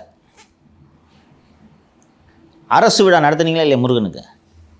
எப்படி வந்து மத ரீதியாக பஞ்சாயத்தை இவர்கள் ஏற்படுத்துகிறார்கள் தெரியுதா? இவங்க பச்சையாக தெரியுதுமா பிஜேபி முருகன் நடத்துறது எதுக்குன்றது நல்லா தெரியுது. கடந்த தேர்தலுக்கு முன்பாக முருகனுக்கு வேலை யாத்திரை நடத்தினார்களா? பிடிச்சிட்டாங்க அதை. வங்காளத்துக்கு துர்கா இல்ல, அது கூட பிசுபிசுத்து போச்சு. இப்ப இவங்க வந்து இவங்களே தான் வந்து இதுக்கு பப்ளிசிட்டி கொடுத்துட்டு இருக்காங்க. வங்காளத்துக்கு துர்கா, ஒடிசாவுக்கு ஜெகநாதர், யூபிக்கு ஜெய் ஸ்ரீராம், கேரளாவுக்கு ஐயப்பன், தமிழ்நாட்டுக்கு முருகா. கரெக்ட். அப்படிதான் பண்ணுவான். இல்ல நாங்க அண்ணன் சீமான் அண்ணன் என்ன பண்ணுவாரு? அதான் எங்க அதான் அண்ணன் சீமான் மாதிரி முருகன் எங்க முப்பாட்டன் அப்படின்னு அவன்தான் கோவில்ல போவாங்க. முப்பாட்டனுக்கு யார் விழா எடுத்தாலும் என்ன? அண்ணா அட்வான்ஸ் 10 வருஷம் முன்னாடி எடுத்துட்டாரு. இப்ப வந்து முருகனையும் சீமான் அவர்களையும் பிரிக்க முடியாது. டிஜிபி ஆபீஸ்க்கு போய் 10-12 அமைப்புகள் சேர்ந்து புகார் கொடுத்தாங்கப்பா முருகன் மாநாட்டுக்கு எதிராக. புகார் கொடுத்தாங்க. மதுரை ஹைகோர்ட்ல வந்து மதுரை பெஞ்சில் இது தொடர்பாக நடத்தக்கூடாதுன்னு வழக்கு போட்டு 42 கண்டிஷனு. நான் எளிமையாக கேட்குறேன், பெரியார்னு பேசிட்டு 21 தேர்தலில் பிரசாந்த் கிஷோர் சொன்னார்னா அப்பனும் பிள்ளைங்க கையில் வேலை தூக்குனீங்களா இல்லையா? பதில் சொல்லியா? சார் இது சார் மீண்டும் நான் ஆல்ரெடி பேசிட்டோம். ஐடென்டிட்டி கிரைசிஸ்ல சிக்கிக்கிட்ட திமுக திரும்ப வந்து இது ரொம்ப தப்பு மாலதி. எனக்கு என்னன்னா, அமீரை கூட்டு போய் எதுக்கு நிக்க வைக்கிறீங்க நான் கேட்கிறேன் மாலதி. அமீர் நான் நாத்திகர்னு அறிவிச்சுட்டாருன்னா போய் நிக்க வைங்க, எனக்கு பிரச்சனை இல்லை. அமீர் ஒரு கடைந்தெடுத்த மதவாதி, ஒரு இஸ்லாமிக் பிரீச்சர் கூட சேர்ந்து தான் இந்த போதை மருந்து காசுல ரெஸ்டாரண்ட் ஸ்டார்ட் பண்ணார் அமீர். ஞாபகம் இருக்கா? இப்போ தேவையில்லாமல் யார் பஞ்சாயத்து இழுக்கிறது? திரும்ப பேசிட்டோம், திருமுருகன் காந்தி பேசிட்டோம், பிரச்சனை இல்லை. அமீர் எதுக்கு கூட்டு போய் நிற்க வைக்கிறீங்க? அமீர் எதுக்கு பைட்டு போடுறீங்க? இதுதான் ஜான்சன் வெயிட் பண்ணிட்டு இருக்காங்க. இது அடுத்த கட்டத்தை நோக்கி போகும். புரியுதா? இந்து முஸ்லீம் போகும். இதுதான் சமூக நல்லிணத்துக்கு ஆபத்துட்டுறேன். நடத்தியா? நாங்க கவர்மெண்டே நடத்தணும் முருகனுக்கு விழா, நீனே அது பிரைவேட் விழாயா? நாங்க பாதுகாப்பு கொடுக்குறோம், பத்திரமா போயிட்டு வாங்க, முடிஞ்சு போச்சு இல்ல. முருக பக்தர்களுக்கு தேவையான அனைத்து உதவிகளையும் தமிழக அரசு செய்யும். தெலுங்கு பக்தரான சேகர் பாபு அவர்கள் முருகனுக்கு, தமிழ் கடவுளான முருகனுக்கு மாநாட்டுக்கு பாதுகாப்பு ஏற்பாடுகளை செய்வார். முடிஞ்சு போச்சா? இதை நீங்க தானே தூண்டி விடுறீங்க. மதுரையில் இந்த மனித சங்கிலி நடத்துறதா நீங்க தானே தூண்டி விடுறீங்க. திமுக பயப்படுறாங்க சார். ஏமா அது நீங்க பயப்படுறது இந்த மாதிரியான நிகழ்வுகள் பிரச்சனையில் சென்று முடியும், புரிந்து கொள்ளுங்கள். இல்ல சார், இப்போ இது திராவிட மண், பெரியார் மண் அப்படிலாம் சொல்றீங்கல்ல, அவங்க முருகனுக்கு விழா நடத்தட்டும், என்னத்துக்கு இந்த பதட்டம்? அதுதான் தெரியல. அப்போ ஒர்க் அவுட் ஆகுமா? ஏன்னா நான் என்ன நினைச்சிட்டு இருந்தேன்னா இதெல்லாம் தமிழ்நாட்டில் ஒன்றும் எடுபடாதுன்னு நான் நினைச்சேன். இதுதான் ஒர்க் அவுட் ஆக வைக்கும்ன்ற. நீங்க அமீரை கூட்டு போய் நிறுத்துறது, மனித சங்கிலி நடத்துறது, டிஜிபி ஆஃபீஸில் கம்ப்ளைண்ட் கொடுக்கறது, கோர்ட்டில் கேஸை போட்டு அதை நடத்த விடாமல் பண்ணுறது, இது ஒர்க் அவுட் பண்ண வைக்கும். இது ஆக்சுவலாக திமுக சொல்லி செய்யறதா இல்லை திரும்ப எப்படிப்பா சொல்லாமல் செய்வாங்க? திமுக கூப்பிட்டு செய்யாதன்னு சொன்னால் சொல்லி செஞ்சுருவாங்களா அவங்க? இதான் உளவுத்துறை ஆர்கனைஸ் பண்ணுறதுன்னு தெரியல. அவரும் ஒரு முருகன், செந்தில் வேலன். இல்ல சார், போன தடவை அவர் நானே செந்தில் வேலன், நானும் முருகன் மாநாட்டுக்கு வருகிறேன் சொல்லணும். அல்வா கடைக்கு போறீங்க, முருகன் மாநாட்டுக்கு போக கூடாதா சார்? இப்போ சார் ஏற்கனவே நம்ம பேசி இருக்கோம், இவங்க இந்த வேல் யாத்திரை நடத்தும் போது திரு எடப்பாடி அதை எப்படி பிசுத்து போக பண்ணாருன்னு, அது மாதிரி உளவுத்துறையை வச்சு அப்படி ஒரு லைன் எடுக்கலாம்ல சார் அவங்க? ஏமா நீ கம்முன்னு விட்டாலே பிசு அதுதான் சார், பேசு பொருளாக அதை ஆக்கக்கூடாது. நேற்று நைனா ரொம்ப அழகாக பதில் சொன்னாரியா. சார் நீங்கள் இந்த முருகன் மாநாடு நீங்கள் நடத்துகிறீங்களே, இது அரசியலுக்காக என்று சொல்கிறார்கள். நம்பிக்கை இல்லாத அவர்களே முருகன் மாநாடு நடத்துகிறார்கள், நாங்கள் நம்பிக்கை உள்ளவர்கள் மாநாடு நடத்துகிறோம். அதுவும் நாங்கள் நடத்தவில்லை. நீங்கள் சொல்கிறது பாருங்கள், இந்து முன்னணி நடத்துகிறது, நாங்கள் அதற்கு உதவியாக இருக்கிறோம். இந்து முன்னணியும் பிஜேபியும் வேறு ஆர்எஸ்எஸ் 42 ஃப்ரண்டல் ஆர்கனைசேஷன்ஸ் வச்சுருக்கு. அந்த 42 அமைப்புகளில் பிஜேபி ஒரு அமைப்பு. ஆர்எஸ்எஸ் தான் தாய் கழகம். எப்படி இங்கே விரிக்கிற வலையில் போய் புசுக்குன்னு போய் விழுந்துடுறாங்க தெரியுதா? ஸ்ட்ராட்டஜி இல்லை. இதை பிடிச்சிப்பாங்க பிஜேபி. இப்போ கண்டுக்காமல் விட்டுருந்தாங்கன்னு வச்சுங்களேன், எதுவும் முருகன் மாநாடு நடக்கட்டுங்க, என்ன போயிட்டாங்கன்னா முடிஞ்சிச்சு. மீண்டும் இது பேசு பொருளாகிறது. எதுக்கு 14 அமைப்பு வச்சு டிஜிபிட்ட எதுக்கு போய் கம்ப்ளைண்ட் கொடுத்தீங்க? என்ன இப்போ நடக்கட்டும், நல்லது, விடுங்க சார். நேற்று ஒரு மிகப்பெரிய பேசு பொருளான விஷயம் அப்படின்னா கலாநிதி வர்சஸ் தயாநிதி. இப்போ ஆக்சுவலாக சன் டிவிக்குன்னு ஷேர்ஸ் இருக்குது சார். அதை அந்த ஷேர்ஸை ஏறவே விட மாட்டாங்க. இந்த சன் டிவி குரூப்பில் இருக்காங்க இல்லையா, கலாநிதி மாறனும் அவங்க ஒய்ஃபும் அதை சம்பளமாக எடுத்துருவாங்க. ஸோ இதை நான் கேள்விப்பட்டிருக்கேன். ஸோ நான் நினச்ச ஷேர் ஹோல்டர்ஸ்க்கு தான் அவங்க விபூதி அடிக்கிறாங்க அப்படின்னு பார்த்தா ஃபேமிலிக்குள்ளே இருக்கவங்களுக்கே அடிச்சிருக்காங்க. லேசாக அந்த பழைய விஷயங்களை ரீகால் பண்ணுங்க சார். அது ஒன்று. இப்போ திரு ஸ்டாலின் அவர்களுக்கும் இவங்க ஃபேமிலிக்கும் அந்த ரிலேஷன்ஷிப் என்ன அப்படின்னு கொஞ்சம் ஃபண்டமெண்டல்லேருந்து ஆரம்பிச்சிங்க போயிட்டு நான் சொல்கிறேன். முரசொலி மாறன் கருணாநிதியின் அக்காள் மகன், கருணாநிதியின் மனசாட்சி என்று அழைக்கப்பட்டவர். ஸோ ரொம்ப ப்ரீஃபாக அவங்களோட ஹிஸ்ட்ரியை சொல்லணுன்னா, சன் குழுமம் இன்று வளர்ந்தது திராவிட முன்னேற்ற கழகத்தால். டயலாக் காலேஜில் இவங்க படித்து முடிச்சுட்டு பூமாலைன்னு ஒரு வீடியோ கேசட்டு, அப்போதெல்லாம் இந்த கேபிள் இதற்கெல்லாம் முந்தைய காலகட்டம், வீடியோ கேசட் காலகட்டம். இந்தியா டுடே குழுமத்திலிருந்து நியூஸ் ட்ராக் என்ற ஒரு வீடியோ மேகசின் தொடங்குகிறார்கள். Subscription based video magazine. Subscription based. இப்போ நம்ம காசு கொடுத்தோன்னா வீட்டுக்கு எப்படி ஜூனியர் விட்டன் வருதோ அது போல் நீங்கள் காசு கொடுத்தீங்கன்னா வீடியோ கேசட் வரும். நீங்கள் அந்த வீடியோ எடுத்து போட்டு பார்த்தீங்கன்னா அந்த வாரத்துக்கான செய்திகள் அதில் இருக்கும். இதுபோல் பூமாலை என்று ஒரு வீடியோ கேசட் ஃபார்மேட்டை அவங்க தொடங்குகிறார்கள். அதற்கு பிறகு ஜீலாம் அப்போ தான் உருவாகுது. ஸ்டார் குழுமங்கள் அப்போது தான் இந்தியாவுக்கு வருது. 90s 93 தான் சன் டிவி தொடங்கப்படுகிறது. சன் டிவி தொடங்குறதுக்கு இந்த அப்போதெல்லாம் டிரான்ஸ்பாண்டர்லாம் ஹையர் பண்ணணும், காசு இல்லை. முரசொலியோட ஃபிக்ஸட் டெபாசிட் அடமானம் வச்சு இந்தியன் பேங்க் அபிராமபுரம் என்று நினைவு, அங்கே அடமானம் வச்சு அந்த காசில் தொடங்கப்பட்டது தான் சன் டிவி. சன் டிவியின் அலுவலகம் இப்போதைய கலைஞர் டிவி இருக்கக்கூடிய அறிவாலயத்தில் சன் டிவி தொடங்கப்படுகிறது, வளர்கிறது. இந்த மீடியா பவர் இவங்க மாறன் சகோதரர்களுக்கு நினைத்து பார்க்க முடியாத தலைக்கணத்தை கொடுக்கிறது. சன்னு ஒரு ஒரு ஒரு பிராண்டாக தன்னை எஸ்டாப்ளிஷ் பண்ணிக்குது. அதோடு சேர்த்து இவர்கள் சுமங்கலி கேபிள் விஷன் என்று எஸ்சிவி என்ற ஒரு நெட்வொர்க்கை தொடங்குகிறார்கள். அப்போல்லாம் முன்னாடிலாம் தொடக்க காலத்தில் இந்த கேபிள் டெலிவிஷன் 90களில் வந்த காலகட்டத்தில் எப்படின்னா, அந்த வீட்டு மேலே வடை சட்டி மாதிரி ஒரு 5 சட்டி இருக்கும்.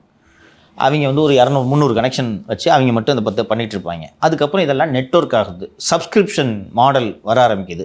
ஸ்டார் டிவி எனக்கு இவ்வளோ கட்டினா தான் நீங்கள் உங்களுக்கு கொடுப்பேன்னு சொன்ன உடனே தனிநபர்கள் நடத்த முடியாது, ஒரு ஆள் 300 வீட்டுக்கு சப்ஸ்கிரிப்ஷன் கட்ட முடியாதுன்னு அதெல்லாம் நெட்வொர்க் ஆகுது. அந்த சமயத்தில் சுமங்கலி கேபிள் விஷன் பிஸ்னஸில் இவங்க உள்ளே நுழையிறாங்க.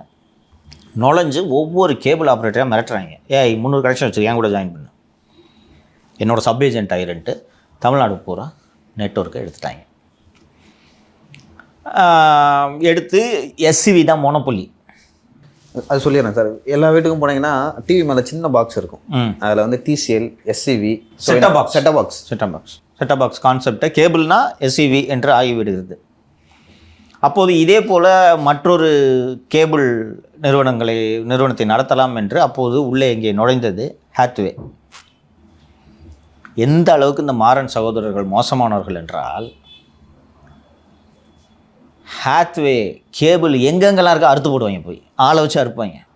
ஹாத்வே ஒரு எலீட்டான ஆட்களுக்கான கேபிள் டிவி. இந்த கீழ்ப்பாக்க, அண்ணா நகர் இது போன்ற இடங்களில் நீங்கள் ஒரு வீட்டில் இருக்கீங்க, நல்ல குவாலிட்டியான சப்ஸ்கிரிப்ஷன் வேணுன்றதுக்காக நீங்கள் ஒரு அமௌண்ட்டு கட்டிகிட்டு இருக்கீங்க, டக்குன்னு கேபிள் வராது, போய் பார்த்தீங்கன்னா அறுத்து போட்டிருப்பாங்க.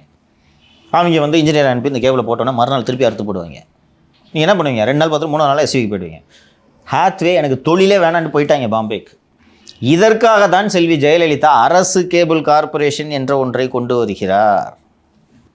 மாறன் சகோதரர்களோட மோனோபோலியை உடைக்கிறதுக்காகவே கொண்டு வராங்க. அதே போல் இலவச வண்ண தொலைக்காட்சி ஒரு மிக முக்கியமான ஒரு திட்டம் என்று நாம் சொல்கிறோம். இலவச வண்ண தொலைக்காட்சி கொண்டு வந்ததே மாறன் சகோதரர்களின் கேபிள் தொலைக்காட்சிக்காக.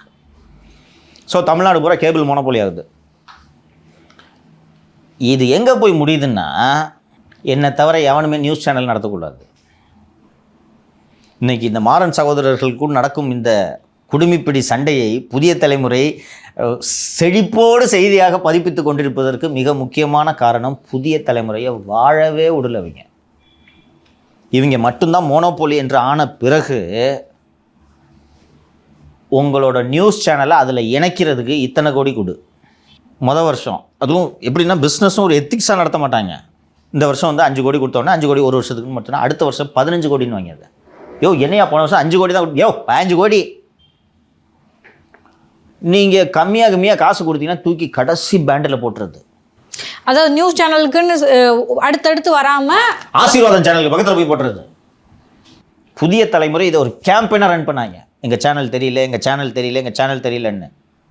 அதுக்கப்புறம் தான் டெக்னாலஜி மாதிரி இந்த டிடிஹெச் வந்த பிறகு இந்த டெக்னாலஜி மாதிரி இவங்களோட மோனோபோலி குறையுது. இதற்காகவே ஜெயலலிதா அரசு கேபிள் டிவியை உருவாக்கி 2011 செல்வி ஜெயலலிதா ஆட்சிக்கு வந்தவொடனே தான் இவர்களோட மோனோபோலி குறைகிறது. 2006, 2011 காலகட்டத்தில் சன் பிக்சர்ஸ் எப்படி ஆதிக்கம் செலுத்தியது என்றதெல்லாம் உங்களுக்கு நினைவு இருக்கும். சக்சேனாவை வச்சு எவ்வளோதுன்னு. ஜெயலலிதா உண்மையிலே மக்கள் ஜெயலலிதாவை தேர்ந்தெடுத்ததுக்கு காரணம் அச்சு டொம்சம் பண்ணாங்க இவங்கள. அண்ட் அந்த மதுரை தினகரன் ஊழியர்கள் எரிப்பு வழக்கு உங்களுக்கு நினைவில் இருக்கும். அதில் உண்மையான பிரச்சனை என்னன்னு கேட்டிங்கன்னா, சொத்து பங்கு பிரிப்பதில் தான். ஸோ இந்த சன் டிவியை வச்சு, இந்த சன் டிவின்ற மன்னிக்கணும், திமுகவோட ஃபிக்ஸட் டெபாசிட்டை வச்சு சன் டிவி தொடங்கப்படுகிறது. இது அறிவாலயத்தோட ஆபீஸில் கட்சி கட்டடத்தில் சன் டிவி நடக்குது. அப்போ எங்களுக்கு ஷேர் கொடு. லாஜிக்கல் தானே? எங்களை வச்சு தான் நீங்கள் பண்ணுறீங்க. இது திமுகன்ற கட்சி கருணாநிதி குடும்ப சொத்து, உண்மை தானேப்பா? அப்போ குடும்ப சொத்தை வச்சு நீங்கள் சம்பாதிக்கும் போது எங்களுக்கு கொஞ்சம் அதில் பங்கு கொடு என்று சொன்னதும் கருணாநிதிக்கு ஷேரு, தயாளம்மாளுக்கு ஷேரு, அழகிரிக்கு ஷேரு, கனிமொழிக்கு ஷேரு, ஸ்டாலினுக்கு ஷேரு என்று பிரித்து கொடுக்கப்படுகிறது. ஸோ இந்த ஷேரெல்லாம் பிரித்து இப்போ மொத்தம் 1,00,000 ஷேர் இருக்குன்னா அந்த உனக்கு 10,000 ரூபாய் ஷேரு. ஒரு ஷேரோட விலை 60 ரூபா. அதெல்லாம் நம்ம உதாரணத்துக்கு சொல்கிறேன், நிறைய டீட்டெயிலாக ரைட்டிங்ஸ் இருக்குது. 60 ரூபா ஒரு ஷேர் என்று உங்களுக்கு கொடுத்துட்றாங்க. கொடுத்தோன்னே இவங்களும் ஒரு ஷேர் 60 ரூபான்னு வாங்கிட்டு அந்த பணத்தை வாங்கிட்டு எல்லாம் செட்டில் ஆகிடுறாங்க. Sun TV goes for IPO, பங்குச்சந்தையில் வந்து பட்டியலிடுறாங்க. இனிஷியல் பப்ளிக் ஆஃபரிங் எனக்கு நல்ல ஞாபகம் இருக்குது. 600 ரூபாய் ஒரு பங்கின் விலை 600 ரூபாய். ஒரு பங்கோட விலை 600 ரூபான்னா 60 ரூபா வேல்யூவுக்கு உனக்கு பங்குகளை ஒதுக்கியிருந்தாங்க. அதுக்கு உண்டான தொகையை உனக்கு கொடுத்துருந்தாங்கன்னா அழகிரி காண்டாவாரா மாட்டாரா? இதுதான் பிரச்சனை. தினகரன் அந்த அலுவலக இருப்புக்கு அதுதான் உள்ளே இருக்க பிரச்சனை. ஸோ உடைச்ச உடனே பதிலுக்கு இவங்க டிவி சேனல் தொடங்கினதுக்கு காரணம் அதுதான். சண்டை போட்டு கம்முன்னு இருந்தால் என்ன முடிஞ்சு போச்சு.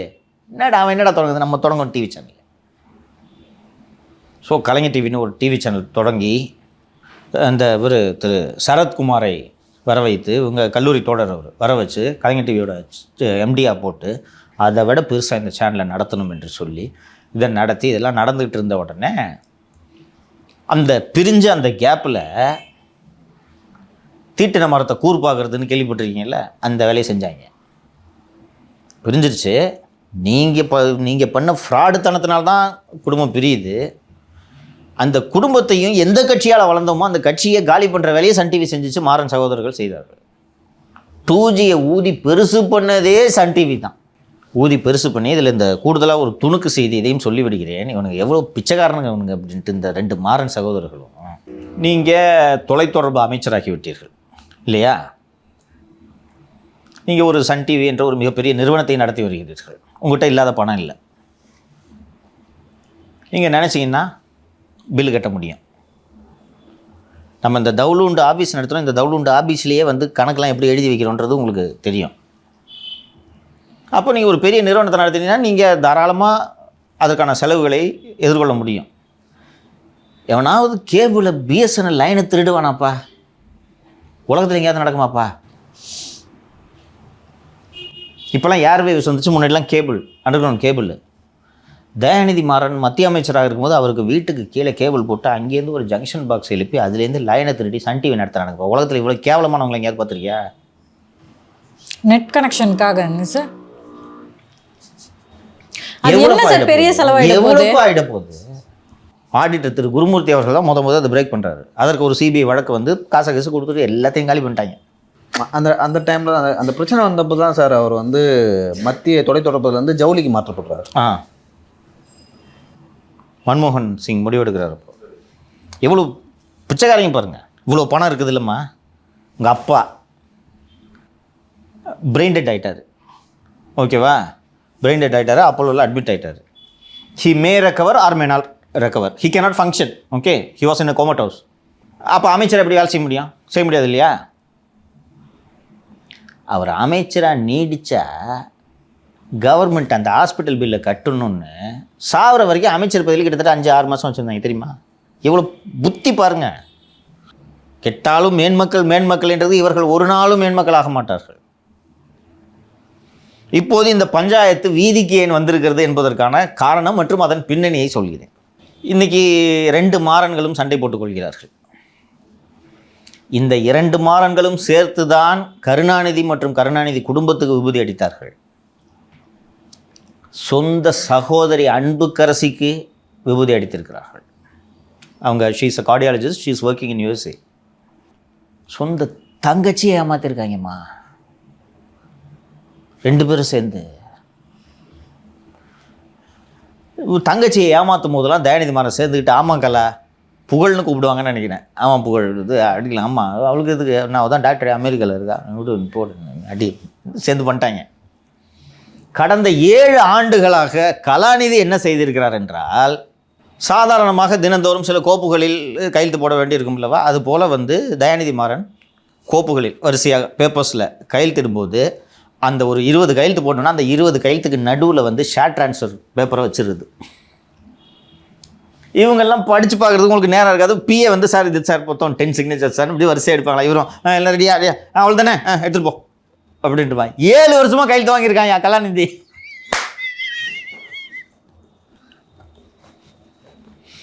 ஷேர் திருட்டுதானே அவர் வாங்கியிருக்க மாதிரி. தயாநிதி பேரில் இருக்கிற ஷேரெல்லாம் கலாநிதி பேரில் மாற்றுறதுக்கு பேப்பரை டெய்லி 7 வருஷமாக பேப்பரை உள்ளே வச்சுருக்காரு. இவர் எல்லாத்தையும் கையெழுத்து போட்டு முடிச்சிருக்காரு. அது எப்படி தெரிஞ்சது சார்? 6 மாதம் முன்னாடி தங்கச்சி சேர்ந்து ஏமாத்துறாங்க. அந்த ஷேரை நம்ம இப்படி வாங்கிடலாமான்னு அதை வாங்கிடுறாங்க.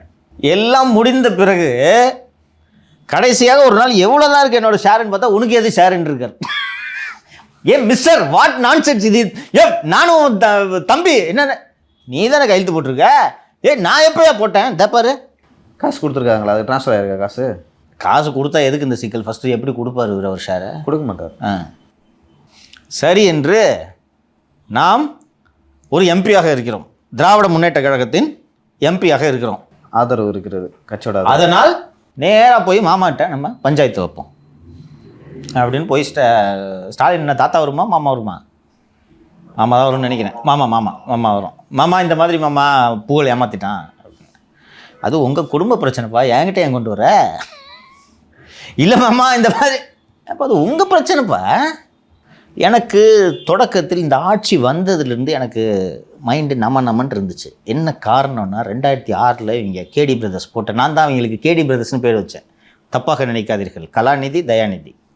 இல்லை எனக்குமே அது இருந்துச்சு. இதுக்கு இவங்க ஆட்சிக்கு வந்தபோது ரொம்ப சைலண்ட்டாக இருக்கு. கேடி பிரதர்ஸ் ஏன் அமைதியாக இருக்கிறார்கள் என்று எனக்கு ரொம்ப இதாக இருந்துச்சு. ஏன்னா 2006 இவங்க போட்ட ஆட்டம் ஐயோ நினச்சா அது இது சேர்த்து மறந்துடுறேன். அரசு கேபிளில் 2001 அரசு கேபிள் இல்லை மன்னிக்கணும் 2006 தமிழ்நாடு அரசு உமாசங்கர் ஐஏஎஸ் அப்போது எல்காட்டோட சேர்மேன். உமாசங்கர் ஐஏஎஸ் ஒரு ஆம்பிஷியஸான IAS officer. So mister Umashankar வீடுகளுக்கு அவர் தான் ஃபஸ்ட்டு மூட் பண்ணுறாரு. இதை வீடுகளுக்கு ஃபைபர் நெட்டு, அப்போது optic fibre cables, optic fibre மூலமாக இணைய சேவை வழங்குறதுக்கு அவர் தான் இந்த ப்ரொப்போசலே மூட் பண்ணுறவர். அவர் தான் பண்ணி வீடுகளுக்கு இணைய சேவை, அதுக்கு மேலே வந்து கேபிள் கொடுக்க முடியாத அவங்க விட மாட்டாங்க, குறைந்தது இணைய சேவையை வீடுகளுக்கு இந்த பிராட்பேண்ட் மூலமாக கொண்டு செல்லலாம் அப்படின்ட்டு திரு உமாசங்கர் ப்ரொப்போசல் போட்டு அப்ரூவல் வாங்கி தமிழ்நாடு முழுக்க கேபிள் லேடுப்பா. சன் டிவிக்காரனுங்க போய் எல்லா கேபிளையும் அறுத்து போட்டாங்க. அது இந்த கேபிளில் சிக்கல் என்னென்னா விலை உயர்ந்த கேபிள் இவ்வளோ பெரிய கேபிள் இருக்குன்னா நடுவில் நீ கட் பண்ணனா போச்சு, புது கேபிள் போடணும், ஜாயின்லாம் பண்ண முடியாது. Umashankar wrote a letter to Tamil Nadu DGP to detain these people who sever the cables under Gundas. என்ன நடந்துச்சு தெரியுமா? உமாசங்கர் மேலே சொத்து குவிப்பு போட்டு சஸ்பெண்ட் பண்ணாங்க. இந்த குடும்பம் எப்படிப்பட்ட கேடுகட்ட குடும்பம்ன்றதான் சொன்னேன் நேற்று. இந்த நியூஸாக பார்த்தோன்னே வந்துச்சு பாருங்க எனக்கு சந்தோஷம். ஆகா ஆக்சுவலாக இந்த மாதிரி ஒரு ஒரு செய்தி குழுமத்தில் ஒரு நியூஸ் நடக்குதுன்னா மற்ற செய்தி குழுமங்கள்லாம் வந்து அமைதி கேட்பாங்க. உதயத்தில் ஒரு பிரேக்கிங் அடிச்சு கொண்டாடுறாங்க பார்த்தியா தம்பி. எனக்கு நல்லா ஞாபகம் இருக்குது. பீர் முகமது அப்போ இதில் இருந்தாருன்னு நினைக்கிறேன். கேம்பெயினாக ரன் பண்ணாங்க. அந்த சேனலை எந்திரிக்கவே விடலப்பா. அண்ட் இது போக என்டிடிவி சிஎன்என்லாம் ரிலையன்ஸுக்கு மாறுவதற்கு முன்பாக சிஎன்என்னு எல்லாரும் வந்து தமிழ்நாட்டில் நியூஸ், அப்போல்லாம் நியூஸ் சேனல்ஸ் த்ரைவ் ஆகிட்டு இருந்த காலம். தமிழ்நாட்டில் வந்து நியூஸ் சேனல் ஸ்டார்ட் பண்ணலான்னு பார்த்துட்டு எஸ்சிபியோட மோனோபோலி பார்த்துட்டு இந்த தொழிலே வேணான்ட்டு போயிட்டு வேறு மொழிகள் தொடங்கினார்கள். இங்கே வரல. இன்னொன்று வந்து புதிய தலைமுறை யாருக்கும் சார்பு இல்லாமல் நடத்தணும் அப்படின்றதுக்காக உருவாக்கப்பட்ட ஒரு சேனல் அது வந்து எஸ்ஆர்எம்மோட தலைவர் இருக்கார் இல்லையா பாரிவேந்தர், அவரே சொல்லுவார் நான் சொன்னாலே எனக்கு ஒரு நியூஸ் போட்டு தர மாட்டாங்க அப்படின்றதுனால தான் வேந்தர் சேனல்னு ஒன்று அவங்க ஆரம்பித்ததே. ஸோ அந்த அளவுக்கு ஏதோ ஒன்று பண்ணணும் அப்படின்னு தானே இனிஷியேட் பண்ணுறாங்க. அந்த புதிய தலைமுறை வந்து எதுக்கு மற்ற சேனல்லாம் பீட் பண்ண வந்த புதுசில் ஆக்சுவலாக அந்த லைவ் பேக்ன்ற கான்செப்ட் முதல்ல வந்து புதிய தலைமுறை தான் கொண்டாடுறாங்க. அது மட்டும் இல்லையோ, ரொம்ப எனக்கு நல்ல சொன்னோன்னே எனக்கு ஞாபகம் வருது. புதிய தலைமுறை வர்ற வரைக்கும் ரிப்போர்ட்டரோட மூஞ்சே வராது பார்த்துருக்கியா? பிடிசி கான்செப்டே கிடையாது தெரியுங்களா? வாய்ஸ் மட்டும் வரும், மூஞ்சே தெரியாது. இப்போ வரைக்கும் சார் சன் டிவியோட ஆங்கர்கள் பேர் நம்மளுக்கு தெரியாது. ஆங்கர் பேர் போட மாட்டாங்க. வணக்கம் சொல்கிறாங்கல்ல, இங்கே மற்ற சேனல்லாம் போடுறாங்களா, போட மாட்டாங்க. கப்பித்தனமாக சம்பளம் கொடுப்பாங்களா? கேள்விப்பட்டிருக்கியா? சன் டிவியில் கப்பித்தனமாக கொடுப்பாங்களாம். எனக்கு நல்ல ஞாபகம் இருக்குப்பா, புதிய தலைமுறை வர்றது வரைக்கும், புதிய தலைமுறைக்கு பிறகு தானே தந்தி லொட்டு லொசுக்கிட்டு எல்லாம் வருது, புதிய தலைமுறை வர்றது வரைக்கும் ரிப்போர்ட்டரோட மூஞ்சு வராது டிவியில். அப்படி வச்சுருப்பாங்க. 10 வருஷம் வேலை செஞ்சாலும் சரி, 15 வருஷம் வேலை செஞ்சாலும் சரி, 12,000 ரூபா ஹைக்கெலாம் கிடையாது, போ இவ்வளோ தான். அதுவும் சார் ஆங்கருங்கள் வந்து இவ்வளோ நாள் 4 hours தான் இருக்கணும் அப்படின்லாம் இருந்துச்சு. குணசேகரன் அவர்கள் வந்தோடனே அவங்களே 8 மணி நேரம் ஆக்கிட்டாரு, அதே சேலரி தான். கதறாங்க ஆங்கர்ஸ் எல்லாம். குணசேகரன் கேள்விக்களம் எதுவும் விவாதம் வச்சாரப்பா? பெரிய மாறனா சின்ன மாறனா வெற்றி பெறுவது இல்லை, அவர் சின்ன மாறினா பெரிய மாறினான்னு பேசினா அவர் இருக்க மாட்டாருங்க, தூக்கி வச்சுருவாங்க என்ன பற்றியே பேசுகிறேன்னு. ஸோ அது வந்து இது புதிய தலைமுறை சேனல் வந்து உண்மையிலேயே சன் டிவியோட மோனோபோலியை உடைச்சாங்க. அதுக்கு முன்னாடிலாம் எந்த அளவுக்கு மோனோபோலின்னா, சன் டிவியில் போட்டாங்க தான் பேசுவாங்க, ஏன்னா வேறு சேனலே கிடையாது. அதுவும் இந்த சன் டிவி ராஜா இருந்தார், பிறகுதான் ஒரு சிக்கலில் சிக்கி விலகி விட்டார். அவங்க வைக்கிறதா நியூஸு எந்த அளவுக்கு போவாங்க நம்ம அழுதி. ஃபார் எக்ஸாம்பிள் வந்து சொல்லாமலே தெரியல, நித்யானந்தா நியூஸ்லாம் அப்படி தான் சார், அப்படி தான் வந்துச்சு. அது ஒன்று. இன்னொன்று அதை விட ரொம்ப அயோக்கியத்தனமான ஒரு விஷயத்த சொல்கிறேன். சிக்கன் சாப்பிட்டா ஃபீவர் பரவுது நியூஸை போட்டு விட்ருவாங்க. சிக்கன் கிலோ 40 ரூபாய்க்கு விழுவும். வந்து இந்த சிக்கன் கடை உரிமையாளர்கள்லாம் வந்து பார்த்து ராஜாவுக்கு ஒரு துட்டை கொடுத்த உடனே சரி விட்டு போ அப்படின்னோடனே மருத்துவர்கள் 2 டாக்டர்கிட்ட பேட்டி எடுத்து போடுவாங்க. இல்லை ஜேர்னலிசம் அப்பா. இது மாதிரி ஆம்னி பஸ் இது அதுன்னு அவ்வளோ அராஜகம் பண்ணிட்டு இருந்தாங்கப்பா. புதிய தலைமுறை உண்மையிலேயே வந்து திரு பாரிவேந்தர் அவர்களுக்கு இந்த தமிழ் சமூகம் நன்றி கடன் பெற்றிருக்கு. ஒட்டச்சாரு சத்யநாராயணா குறிப்பாக இல்லையா, ஒட்டச்சாங்க சார். ஆக்சுவலாக வேற ஒருத்தர் புதிய தலைமுறை தவிர்த்து வேற ஒருத்தவங்க இருந்தால் மண்டிட்டு இருப்பாங்க, ஆனால் மூட்டு போயிருப்பாங்க காவேரி மாதிரி. என்னங்கப்பா என்னங்க நின்று அதை உடச்சி இன்றைக்கி 4வது இடத்துலையும் 5வது இடத்துல தான் இருக்குல்ல சன் டிவி டிஆர்பியில். அதுக்கப்புறம் வரிசையாக தந்தி, இது நியூஸு தமிழ் அண்டு இந்த CNN அப்படின்ட்டு நிறையா அதுக்கப்புறம் வந்துச்சு. இவங்களோட மோனோபோலி உழுந்தது தான். ஆனால் புதிய தலைமுறையோட அந்த இது வந்து தாக்கம் வந்து இன்னுமே இன்னும் இருக்குது. ஸோ நான் 2021 இவங்க ஆட்சிக்கு வந்தோடனே ஏன்டா அவனுக்கு கம்முன்னு இருக்கானுங்க, மூவிஸ்லேயும் ஒன்றும் இல்லை, சிகப்பு பூதம் தான் எல்லா வேலையும் பண்ணிகிட்டு இருக்கு. சன் பிக்சர்ஸ் எப்பயாவது ரஜினிகிட்ட வந்து மொத்தமாக அரசியலுக்கு வரலைன்னா உனக்கு 5 படம் எடுக்கிறேன், ஒரு 10-200 கோடி சம்பளம்னு சொன்னோன்னா அதை வச்சு தான் இவங்க படத்தை எடுத்து இப்படி உருட்டிகிட்டு இருக்கிறாங்க. பெரிய படமும் எடுக்கலை. அண்டு அட்லீஸ்ட் கேபிளை நோண்டுவாங்க. நான் 2-3 நண்பர்கள்ட்ட கூட கேட்டேன், கேபிளையாவது நோண்டுவாங்க, ஏதாவது பண்ணுவாங்க. அதுவும் பண்ணலை. சினிமாலையும் டிஸ்ட்ரிபியூஷன் எதுவும் வரல. இன்றைக்கி வந்து சன் டிவின்ற அந்த என்டர்டெயின்மெண்ட் சேனல் தான் டாப்பில் இருக்குது. நியூஸு படுத்துருச்சு, அவங்களும் கண்டுக்கலை. என்ன எதுவுமே பண்ணாமல் இவங்க இருக்காங்களேன்னு பார்த்தா இது 5 வருடங்களாக ஓடிக்கொண்டிருக்கிறது. 4 வருடங்களாக அண்ணன் தம்பிக்குமே பிரச்சனை. அண்டு அண்ணன் தம்பி இருவரும் சேர்ந்து அன்புக்கரசிக்கு விபூதி அடித்த விஷயம் வெளியில் தெரியாது. இதில் என்ன விஷயம்னா இந்த டீட்டெயில் என்ன மார்க்ஸ் படிக்க பாருங்க. தினமலரில் வந்து சன் டிவி குழுமத்தில் சகோதர யுத்தம் அப்படின்னு போட்டிருக்காங்க. ரொம்ப டீட்டெயில்டாக போட்டிருக்காங்க. வாய்ப்பு கிடைச்சவங்க பாருங்கள். பார்க்கும்போது ஷாக் ஆகுதுங்க சார். என்ன இவ்வளோ இது ஏமா நான் தான் சொல்கிறேன், ஏமாற்றி நடுவில் பேப்பரை வச்சு கையெழுத்து வாங்குறாங்கன்ட்டு. ஏமா அப்புறம் என்னமா பண்ண மாட்டாங்க. அதான் சார், இப்போ இன்றைக்கி எனக்கு 20,000 ரூபா தான் சம்பளம்னு வைங்களேன். அப்போ எனக்கு வந்து ஒரு சிக்கல் வரும்.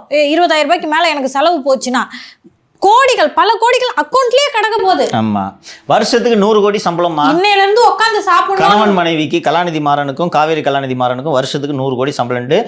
இந்தியாவிலேயே highest paid CEO Maran and his wife.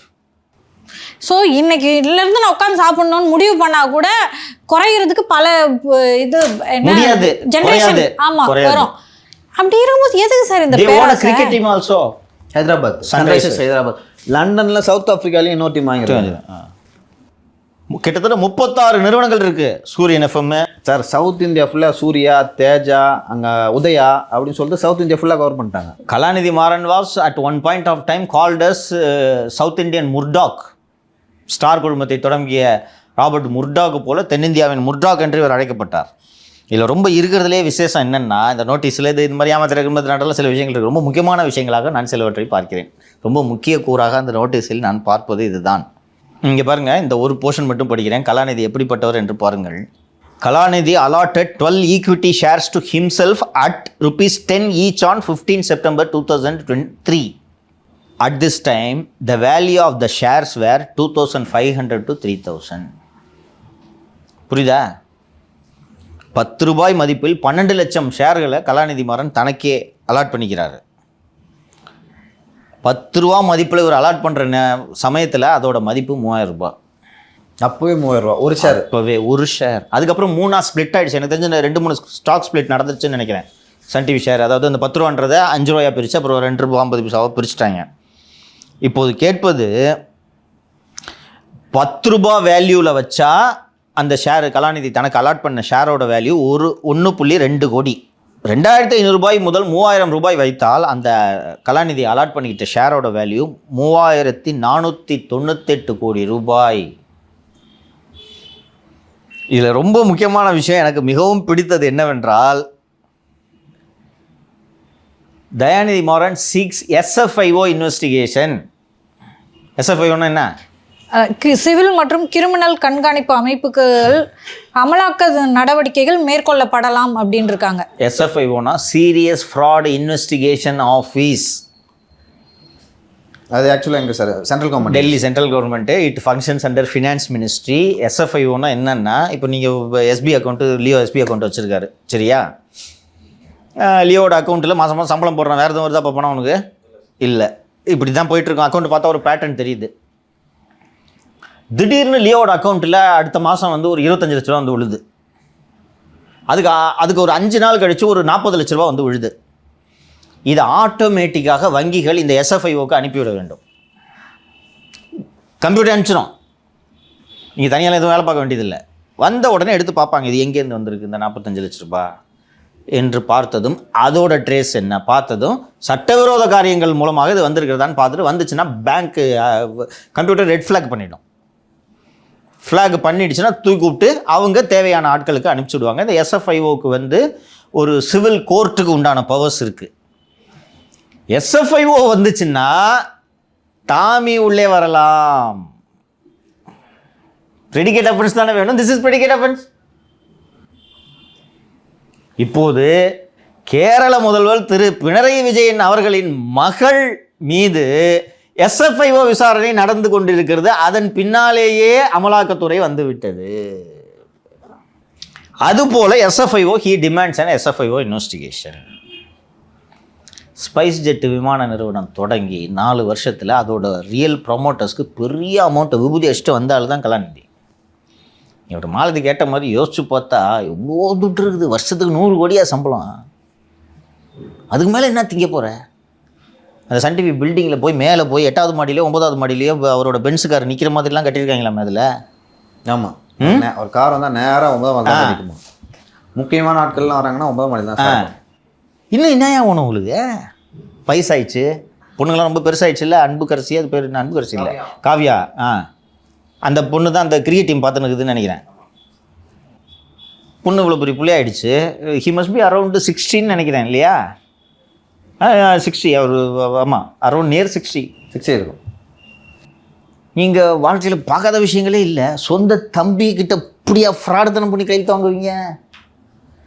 சந்தி சிரிக்குதுல, அந்த செத்து போட்டாங்கல்ல தினகரன் ஊழியர் 3 பேர், அவங்க ஆவிதான்ப்பா. சந்தோஷமா இருந்துச்சுப்பான் இத்தனை நியூஸை பார்த்தோன்னே. அவ்வளவு மகிழ்ச்சியாக இருந்தது. அராஜகம், அவ்வளோ அராஜகம் பண்ணாங்க. 2006 கருணாநிதி பயந்தார். இவர்களை பார்த்து 2G பெருசாகிறதுக்கு காரணமே இவங்க தான். கருணாநிதி பயந்தார். இப்போ கலாநிதி மாறன் வந்து தயாநிதி மாறனுக்கு இப்படியான ஒரு சிக்கலை கொடுக்கும்போது ஸ்டாலின் அவர்கிட்ட போய் நின்னாரு. குடும்ப பிரச்சனை நான் என்ன பண்ண முடியும்னு கேட்டாரு. அதே இடத்துல திரு கருணாநிதி அவர்கள் இருந்தால் என்ன நடந்திருக்கும்? இதுதான் சான்ஸு. தம்பி வாங்க தம்பி, இவன் வந்து நம்ம போலீஸே விட்டு விசாரிக்க சொல்கிறான். விசாரிச்சா நல்லா இருக்காது. என்னப்பா சொல்கிற கலா என்று கேட்பார். இல்லை தாத்தா, இது பண்ணுறேன், ஏதோ ஒரு அமௌண்ட்டை கொடுப்பா. அந்த சன் நியூஸில் டெய்லி கட்சிக்குன்னு ஒரு 2 மணி நேரம் ப்ரோக்ராம் கொடுப்பா. சன் டிவி ரிப்போர்ட்டர்ஸை பூரா நம்ம தம்பி இப்போ ஒரு உதயநிதியோட ஸ்பீச் எடுத்து போட சொல்லுப்பா. எவ்வளோ அவனை மேக்ஸிமம் யூஸ் பண்ண முடியுமோ யூஸ் பண்ணுவார். என்னப்பா தினகரன் பேப்பரில் ஏன் ஃபோட்டோவே வரல? ஒன்றும் சரிப்படாதாட்டுக்கு இந்த ஐஜி ஃபோனை போடுப்பா. சார், இது குடும்ப சண்டை, அதை தீக்கிறத பற்றி எதுவும் பேசாத மாதிரி தெரியலையே எவ்வளோ நேரம். பெத்த பிள்ளைங்க 2 பேருக்கு நடுவில் சண்டையில் தூட்டவர் தான் கருணாநிதி. பிறவி அரசியல்வாதி இருந்தாலும் எதுக்கு அழகிரிக்கு தென்மண்டல அமைப்பு செயலாளர் பதவி கொடுத்தாரு? ஸ்டாலினுக்கு செக் வைக்க. இல்லை தாத்தா, சொத்து பிரச்சனையை கொஞ்சம் பாருங்க. பார்க்குறேன்ப்பா, போலீஸ் கேஸு பாது. சண்முகநாதர் இருந்தார் தெரியுங்களா? கருணாநிதி பேருக்கு தான் செம்மொழி அறிஞர் அது இதெல்லாம் சொல்லுவார். வாயை திறந்தா வண்டையா பேசுவார். இல்லை என்கிட்ட சில பேர் சொல்லிடுறாங்க சார். சண்முகநாதன் ஒரு ஸ்டேஜில் கேட்டுட்டு, இது 2006 பீரியடில் நடக்குது, ஒரு ஸ்டேஜில் கேட்டுட்டு பொறுக்க முடியாமல் வேணாங்கன்ட்டு போயிட்டு ஜூனியரில் கூட கவர் ஸ்டோரி பண்ணியிருந்தாங்க. அவன் வர்றான்னா சிஎம் ஆஃபீஸ்லேருந்து ஃபைலு திருடிட்டு போயிட்டான்னு கமிஷன் ஆஃபீஸில் கம்ப்ளைண்ட் கொடுக்குவான்னு கேளு. This is Karunanidhi. அவ்வளோதான். சார் அப்போ தான் சார் வந்து சண்முகநாதன்னா யார் அப்படின்லாம் எனக்கு தெரியுது. அப்போது 2 பேருக்கும் சமாதானம் ஆயிடுச்சு அப்படின்னும் நியூஸ் வரும்போது நான் என்ன நினச்சேன்னா, வாயா அப்படி சொல்லி பேசி புரிய வச்சு கூப்பிட்டுக்கிட்டாருன்னு. இப்படி தான் சமாதானம். சண்முகநாதன் வேறு ஒரு அதிகாரியிடம் அப்போது பேசினார். அந்த அதிகாரி தான் என்கிட்ட இந்த கதையை சொன்னார். என்னங்க வந்து சார் இருந்தாலும் கொடுத்துருவான் சார் கம்ப்ளைண்ட்டு, வேறு வழி இல்லை சார், வரேன் சார். அப்போது உளவுத்துறையில் இருந்த அதிகாரி என்னிடம் இது சொன்னார். அவருக்கும் சண்முகநாதருக்கும் பழக்கம். இந்த அதிகாரி தான் சொல்கிறாரு, அவன் வர்றான்னா ஃபைலை திருடிட்டு போயிட்டான்னு கமிஷன் ஆஃபீஸில் கம்ப்ளைண்ட் கொடுக்குவான்னு கேளு. இருந்தாலும் கொடுத்துருவான் சார் என்று வந்தார். இதுதான் கருணாநிதி. நீ இப்போ சொன்னீங்கல்ல, கருணாநிதி இருந்தால் என்ன பண்ணிப்பான்? தம்பி வா உட்கார், கலா கூப்பிடுப்பா. என்னப்பா தினகரனில் நம்ம திமுக நியூஸே வரல, கமிஷனர் அருணை பற்றி நியூஸாக வந்துன்னு இருக்குது. யார் அவன்? சுரேஷ் வேதநாயகா? அந்த நாயை வெள்ளன்பு. This is his style. இப்போ மட்டும் தாத்தாவை பற்றி கண்ணுக்கு தெரியுது. இவ்வளோ நாளாக திமுக பற்றி எந்த நியூஸும் வரல. எடப்பாடி அருகே ஃப்ரண்ட் பேஜில் போடுற அதுக்குள்ளே உளவுத்துறை விட்டு விசாரி, அது என்னன்ட்டு என்ன நடக்குதுன்னு விசாரிட்டு எல்லா டீலும் எடுத்து வச்சுக்கிட்டு அதில் மேக்சிமம் அவருக்கும் கட்சிக்கும் என்ன பொலிட்டிக்கல் டிவிடெண்ட்னு பார்ப்பார். இப்போ ஸ்டாலின் அவர்கள் என்ன செய்யணும்னா, நான் பஞ்சாயத்து பண்ணுறேன், குரங்கு அப்பத்தை பிரித்த கதை, நீ கொஞ்சம் கொடு நீ கொஞ்சம் கொடு, 26 எலெக்ஷனுக்கு வேலை செய்ய, அதுக்கு முடிஞ்ச பிறகு பஞ்சாயத்து பார்க்கலாம், அவ்வளோதான். அவங்க மீடியா வச்சுருக்காங்க, இந்த மீடியா பலம் தானே. வண்ணத்திரையில் கூட எங்கள் நியூஸ் வரணுன்றணும், ஒரு புக்கு விடக்கூடாது. அப்படி யூஸ் பண்ணிங்கன்னா அது அரசியல் தலைவர்கள் செய்வார்கள், இவர் குடும்பத் தலைவர். பட் இடி வரலான்னு ரொம்ப சந்தோஷப்படாதீங்க. ஏன்னா வந்து சகோதரர்களுக்குள்ளே தான் பிரச்சனை. டக்குன்னு ப்ரெடிகேட் அஃபென்ஸ் அப்படிங்கிறது சகோதர யுத்தம் தான் அப்படின்றதுனால சீக்கிரமாக அவங்க வந்து செட்டில் ஆகவும் வாய்ப்பு இருக்குது. செட்டில் ஆகிறதுக்கு வாய்ப்பு இருக்குது. இவ்வளவு செய்திருக்கக்கூடிய கலாநிதி உடனடியாக இறங்கி வந்தால் பாதிக்கு மேல் கொடுக்க வேண்டும். 1 பாதிக்குமே இல்லை சார், 3ஆக பிரிக்கணும், அன்பு கரைசையும் சேர்த்து கொடுங்க. Yes correct. 1 2 அஃபென்ஸ் ஆல்ரெடி கமிட்டடா இல்லையம்மா, நீங்கள் சேர்ந்துக்கிறீங்க. Has the offence already been committed or not? Offence நடந்திருக்கா இல்லையா? இப்போ SFIO இன்வெஸ்டிகேட் பண்ணலாமா கூடாதா? இப்போ பண்ணலாம். பட் இவங்க 2 பேரும் அவ்வளோ சீக்கிரத்தில் சேர்வதற்கான வாய்ப்பு இல்லை சார். யாரும் இவ்வளோ சீக்கிரத்தில் பணத்தை விட்டு சேர்ந்தாலும் சொல்கிறேம்மா, நான் சேர்ந்தாலும் SFIO இன்வெஸ்டிகேட் பண்ணலாமா கூடாதா? கூடாதுன்னு நான் நினைக்கிறேன். பண்ணுவாங்க. Money laundering has already happened. So இந்த SFIO விசாரணை தொடராமல் இருக்க வேண்டும் என்றால் சன் டிவி அதிமுக பிஜேபி கூட்டணிக்கு ஆதரவு தெரிவிக்க வேண்டும். இதான அரசியல்.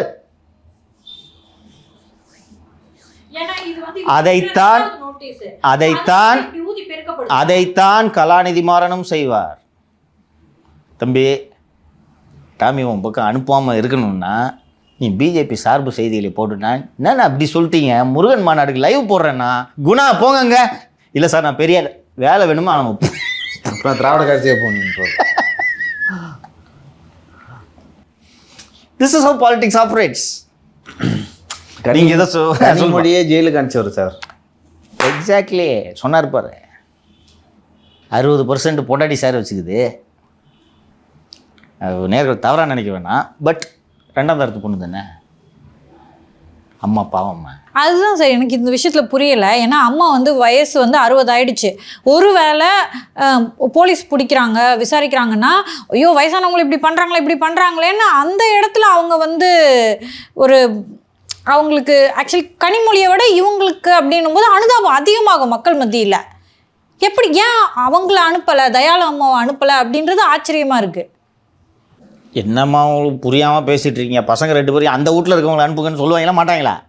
நீங்கள் அந்த 2G சார்ட் ஷீட் எடுத்து படிச்சிங்கன்னா தெரியும். மிஸ் கருணாநிதினு எல்லா இடத்துலையும் எழுதியிருக்கோம். தயாளு கருணாநிதி பதிலாக Kanimozhi Karunanidhi, that is miss Karunanidhi. எந்த கருணாநிதி? இவங்க பேர் கனிமொழி தானே. சார்ட் ஷீட் முழுக்க மிஸ் கருணாநிதினு இருக்கும். அது வந்து லைக் அவங்க தயலாமா மாட்டக்கூடாது அப்படின்னு சொல்லிட்டு யூஸ் பண்ண விட யாரை வேணாலும் யூஸ் பண்ணிக்கலாம். அவங்க கேட்டது குடும்பத்திலேருந்து ஒருத்தர் வேண்டும். அங்கே இந்தியா அகெயின்ஸ்ட் கரப்ஷன் அண்ணா சாரே சார் இல்லாமல் கத்தினுக்கிறாரு. ஒருத்தரை பலி கொடுங்க குடும்பத்தில் என்னன்னு பொண்ணை கொடுத்துட்டார்.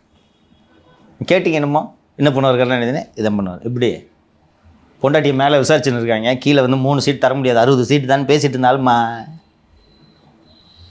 அப்போ மகளா ஒய்ஃபா ஃபர்ஸ்ட் ஒய்ஃபானா ஃபர்ஸ்ட் ஒய்ஃபை தேர்ந்தெடுத்தாருன்றீங்களா? ஃபர்ஸ்ட் ஒய்ஃபை தேர்ந்தெடுக்கலாம். பிள்ளைங்க 2 பேரும் வந்து மண்டை மேலே போட்டிருப்பாங்க. இந்த ப்ரெஷர் அதிகம் இல்லை, செல்வி வரும். Thevar alone, please understand. CIT Colony was alone. It's a separate entity. Nobody liked Kanimozhi or her mother. அவங்களால தான் நம்ம கெட்ட பேருன்னுவாங்க, இவங்க எல்லாம் யோக்கிய மாதிரி. இது காலங்காலமாக இருக்கக்கூடிய பிரச்சனை. அதனால் தமிழகம் மகிழ்ச்சியான ஒரு சண்டையை வேடிக்கை பார்க்கிறது. ஊடக உலகிலேயே ஒரு பெரும் கொண்டாட்டம். ஆமாம் ஆமாம் கண்டிப்பாக சார். எனக்கு ஃபஸ்ட்டு இது கேட்டவொடனே மதுரையில் அந்த 3 ஊழியர்கள் ஞாபகம் தான் வந்துச்சு. இப்போ நீங்கள் சம்பளத்துக்கு நீங்கள் வேலை செய்கிற மாதிரி தானே அந்த ஊழியர்கள் அந்த பெற்றவங்க அனுப்பிச்சிருப்பாங்க, தினகரனில் வேலைட்டு அனுப்பிச்சிருப்பாங்க. நீங்கள் உங்கள் சண்டையில் போய் கொளுத்துறீங்க, கொளுத்திட்டு ஒன்று சேர்ந்துக்கிறீங்க. இப்போ பைத்தியக்காரன் எல்லாரும் அப்படியே தூக்கி போட்டு போயிட்டே இருந்துட்டீங்க தானே, அந்த அக்யூஸையும் காப்பாற்றுனீங்க தானே. எல்லாம் சேர்ந்து தெய்வம் நின்று கொள்கிறது, ஊழ்வினை உறுத்து வந்து ஊட்டும். சிலப்பதிகாரமாப்பா. மனிதன் எப்படி பிஹேவ் பண்ணுறான்றதை என்னால் யோசிச்சு. சொந்த தம்பிப்பா, சொந்த தம்பி. இல்லை சார், சொந்த தம்பிக்கிட்ட இப்படி பண்ணுறாரு. இது என்னைக்காவது ஒரு நாள் பிரச்சனையாக வரும். அது தெரிஞ்சுமே கலாநிதிமாறன் பண்ணுறான்னா எந்த தைரியத்தில் யாரோட சப்போர்ட் அதை பண்ணுறாரு? ஒருவேளை பிஜேபி கிட்டே பேசி வச்சுட்டாரோ? Possible Leo, possible. I don't know, எனக்கு இது சம்மந்தமாக தகவல் வரல. What you are saying is possible. நான் இன்னொரு ஆங்கிளில் பார்க்குறேன்னா ஹீஸ் பார்ன் கிரிமினல்னு பார்க்குறேன். நான் இன்னொரு ஆங்கிளில் பார்க்குறேன். கிரிமினல்ஸ் எல்லாருக்குமே வந்து நம்ம மாட்ட மாட்டோன்றது என்ன இருக்குல்ல, அந்த மாதிரி கிரிமினலாக நான் பார்க்குறேன். என்ன பண்ணிவிடுவேன்னா, அம்மா ஏமாத்திட்டேன், என்னடா பண்ணுவேன்? இந்த ஆங்கிளில் அவர் இதெல்லாம் பண்ணியிருக்காருன்னு நினைக்கிறேன். தங்கச்சியை ஏமாற்றி, தம்பியை ஏமாற்றி, இதை எடுத்து இன்னும் கொஞ்சம் இன்வெஸ்ட் பண்ணலாம், வளரலாம், அப்படி தான் நான் பார்க்குறேன். But he will not hesitate to enter into agreement with the BJP. அதில் சந்தேகம் வேணாம் உங்களுக்கு. ஆனால் ஒருவேளை மாறன் அப்படி பிஜேபியோடு சமாதானமாக செல்லலாம் என்று அவர் முடிவெடுத்தால் குருமூர்த்தி விடமாட்டார். எனக்கு தெரிஞ்சு 20 வருஷமாக மாறன் சகோதரர்களை தூங்க விடாமல் செய்து கொண்டிருப்பது குருமூர்த்தி ஒருவர் மட்டுமே. அவர் விட மாட்டார். காஞ்சி சங்கராச்சாரியார் வீடியோ போட்டிங்கல்ல, போட்டிங்களா? பெரியவா ஜெயிலில் இருந்த வீடியோ போட்டிங்களா? ஊழ்வினை உறுத்து வந்து ஊட்டும். இந்த அரசியல் ரொம்ப டீட்டெயிலாக வந்து நிறைய விஷயங்கள் பற்றி பேசலாம் சார். அடுத்த அரசியலில் நிறைய விஷயங்கள் பேசலாம். ரொம்ப நன்றி உங்களுக்கு. நன்றி சார்.